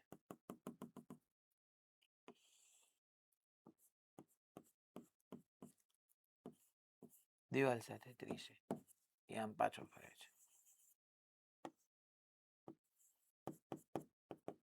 કેટલાનો? આ દિશામાં આમ જાય છે. 12 મીટર પર સેકન્ડના વેગથી છોકરો દિવાલ સાથે 30. બોલ અને દિવાલ વચ્ચેનો સંપર્ક સમય તમને આપ્યો છે 0.25 સેકન્ડ હોય, તો દિવાલ પર લાગતું સરેરાશ બળ ગોતો. સરેરાશ બળ ગોતવાનું દિવાલ પર લાગતું. હવે આમાં તે જો સમજો ને તો મજા આવે. 2 સ્ટેપની અંદર હું તમને દાખલો કરી શકું, પણ હું સમજાવીશ તેમાં હું નહીં ભૂલું કહેવાનું કે કેટલા 2 સ્ટેપ કરવા જોઈએ. આપણે પહેલા શાંતિથી સમજીએ.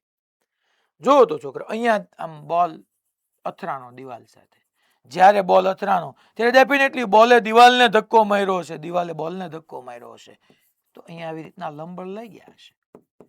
આ જે જમણી બાજુનો એન છે ને, બોલ વડે દિવાલ પર બળ લાગ્યું, ડાબી બાજુનો એન છે દિવાલ વડે બોલ પર બળ લાગ્યું છે. હવે સૂક્ષ્મ સમય આપ્યો છે, મારે બળ જોતું છે, તમે સમજી શકો કે ભાઈ મારે આમાં વેગમાનનો ફેરફાર લખવો પડે, મારે આમાં આ પ્રોબ્લેમને આવી રીતના કરવો પડે કે ભાઈ સૂક્ષ્મ સમય માટે બળ લાગતું હોય તો F ડેલ્ટા T બરાબર વેગમાનનો ફેરફાર, મીન્સ કે છોકરાઓ અંતિમ વેગ માઇનસ પ્રારંભિક વેગ, આમ કરવું પડે. દળ અચળ છે. હાલો છોકરો, વેગના 2 ઘટક લઈ લો.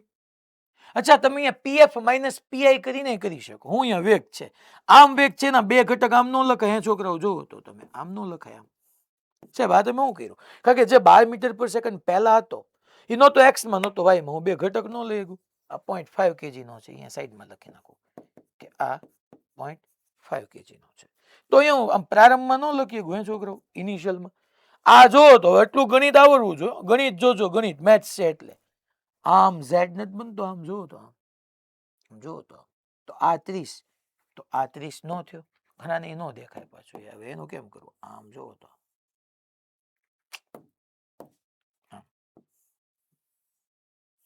આ 30, તો આ 30 નો થઈ ગયું.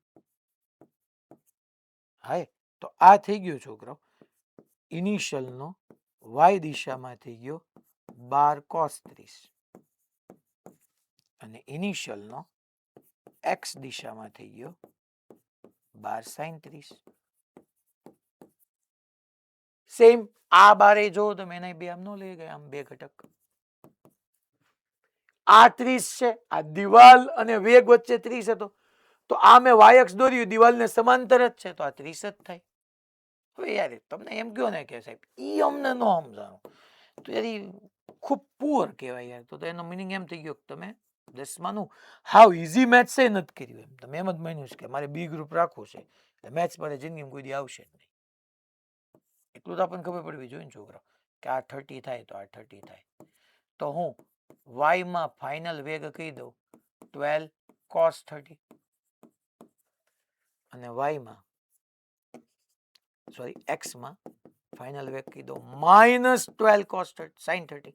એ સાહેબ તમે માઇનસ શું કામ કીધું? નેગેટિવ x માં છે એટલે બકા.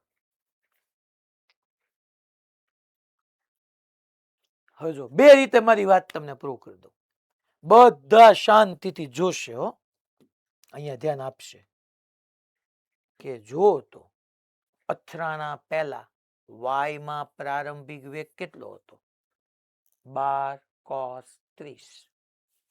અથડામણ પછી y માં અંતિમ વેગ કેટલો રહ્યો? 12 cos 30. y માં વેગ બદલાનો નથી, અને સાચી વાત છે ને, નોટ બદલાય ને, કારણ કે બળ x માં લઈ ગયું છે. અહીંયા હું આને x લઈ લઉં, આને y લઈ લઉં, બળ જોઉં ને x માં લાગે છે. x માં લાગતું બળ x ના વેગમાં ફેર કરે, x માં લાગતું બળ y દિશાના વેગમાં ફેર ન કરી શકે, અને વેગમાં ફેર ન થાય એટલે વેગમાનમાં ફેર ન થાય. સમજાય જાય એવી વાત છે? ક્લેરિટી બને છે? મેં હું કીધું ઈ પાક્કું પેલા બધાને અહીંયા રાજકોટ A2. ઓકે, તો સાહેબ x માં થયું, હા x માં થયું, ક્યાં થયું જો તો સાહેબ, x માં પ્રારંભિક વેગ 12 sin 30 છે, અને x માં અંતિમ વેગ 12 sin 30 પણ માઇનસ છે. દિશા બદલાઈ ગઈ ને, વેગની દિશા બદલાની એટલે વેગ બદલાનો કહેવાય, એટલે પ્રવેગ બદલાનો કહેવાય, એટલે બળ લાગી ગયું હોય. તો જોઈ લઈએ, દાખલો પતી ગયો. તમારો f જોતું છે. અચ્છા f જોતું છે, ડેલ્ટા ટી કેટલું? 0. કેટલા સેકન્ડમાં? 0.25 સેકન્ડમાં. દળ કેટલું? દળ છે 0.5 kg. 0.5. અંતિમ વેગ x માં કેટલો લખવાનો? -12 sin 30. હું એક સ્ટેપ વધારું, બાકી સીધું -6 લખી નખાય. હું લખું જ તે યાર, પછી તો તમને મારે થોડાક ટ્રેન તો કરવાના. -6 sin 30 1/2. અહીંયા જે છે એ +6, કારણ કે sin 30 1/2 થાય. તો છોકરાઓ જોવો તો ભાઈ -6 -6, તો f બરાબર 0.5 ગુણ્યા -12 છેદમાં 0.25. સાહેબ જોવો તો કેમ કરશું? તો કે ભાઈ મેં કર્યું, આ 30 હતું સિમ્પલ, દિવાલ સાથે 30, તો આ 30 થયો, તો 12 cos 30, થીટાની નજીકનો cos એ સિવાયનો sin, તો x માં +6 -6 -6 -12 કરી નાખ્યું. चलो जवाब શું આવશે સાહેબ? तो कि भाई जवाब यहाँ पे आपका होगा 5/10 आपको करना होगा. सो 5/10 अगर आप करोगे 5/10 तो 60/10 दैट मीन्स ये 6 हो गया, मगर minus upon 0.25 that means 25 into upon 100, so 24, so that means -24 Newton. Sir answer तो प्लस आ रहा है, सी. देखिए पहले तो आप यहाँ पे तो प्लस माइनस की कुछ कंफ्यूजन है ही नहीं. હું હિન્દી બોલવા માંડ્યો, અહીંયા સી જો સી આવી ગયો, અહીંયા પ્લસ માઇનસ નું કઈ કન્ફ્યુઝન -24 આપ્યું જ નથી. સાહેબ આપણો જવાબ તો ખોટો ન કહેવાય, આપણે -24 આવ્યું, જવાબ તો +24 આવવો જોઈએ. આપણો સાચો છે, વધારે ક્લેરિટી સાથેનો છે. સમજાવું કેમ? સમજાવો સાહેબ કેમ? તે દોસ્ત આ વેગમાનનો ફેરફાર લીધો એ કોની માટે લીધો? બોલ માટે લીધો કે દિવાલ માટે લીધો? સાહેબ મેં બોલ માટે લીધો. મીન્સ કે તને વેગમાનનો ફેરફાર બોલ નો મળ્યો, તો બળે તને બોલ પરનું જ મળે ને. દળ શું કીધું? બોલ જ કીધો ને. સિમ્પલ છે, વેગમાનનો ફેરફાર તે બોલ નો લીધો દોસ્ત, તો તને બળે બોલ પર જ મળે ને. મીન્સ કે બોલ પર બળ -24 લાગ્યું છે, તો બોલ પર -24 તો દિવાલ પર +24. સાચું જ છે ને આપણું, ઉલટાનું ક્લેરિટી સાથેનો આન્સર છે. આમાં હું તમને હેરાન કરી શકું આની આ વસ્તુમાં +24 ને -24 આપીને હું અહીંયા લેંગ્વેજ ચેન્જ કરી નાખું કે ભાઈ જો એને દિવાલ પર લાગતું, હું અહીંયા ખાલી એટલું કરી નાખું બોલ પર લાગતું, તો જવાબ -24 આવી જાય. ઓપ્શનમાં 2 આપી દો. અલા ખબર પડી ભાઈ કાંઈ? હલો, મેં હું કીધું એ ખબર પડી? બાકી આપણે જવાબ 24 આવવો જોઈએ. આપણે એ જ કામ છે કે જવાબ આવવો જોઈએ. પછી જે સાહેબ એટલી બધી દર થોડી તમે કરવાની હોય, કાંઈ 24 આવી જાય એટલે પૂરું સાહેબ. હવે ઠીક છે યાર, સબકી સોચ હોતી હૈ. એના જેવો જ આ એક છે, ખાસ કરજો. ખૂણો કેમ બદલાનો હોય જોજો. આ એક કરજો. અચ્છા, ટેક્સ એક્સરસાઇઝ નંબર 14 થિયરી મેં ચલાવી જ દીધી છે. ટાઈમના અભાવે હું હોમવર્કમાં આપું છું. ટેક્સ એક્સરસાઇઝ 11 છે ને, એ હું નેક્સ્ટ લેક્ચરમાં ડિસ્કસ કરીશ. ચલો, આજના હોમવર્કમાં છે ને ટેક્સ એક્સરસાઇઝ 11 ન કરતા હું કરાવીશ. ટેક્સ એક્સરસાઇઝ 11 હું કરાવીશ. પછી જો આમાં તમને બળનો આઘાત પૂછ્યો છે, અને બળ જુઓ છોકરાઓ સમય સાથે બદલાતું આપ્યું છે, તો બળનો આઘાતનું સૂત્ર થાય I બરાબર સંકલન F dt. નીટમાં આવી ગયો ક્વેશ્ચન. એટલે એક વખત ટ્રાય કરજો કરવાની. હોશિયાર છોકરાઓને થઈ જ જશે. હોશિયારનો મિનિંગ શું કે જે બધી વાતને સાંભળે છે, સમજે છે અને પાછું રિવાઇઝ બી કરે છે. બાકી હું નેક્સ્ટ લેક્ચરમાં કરાવીશ જ.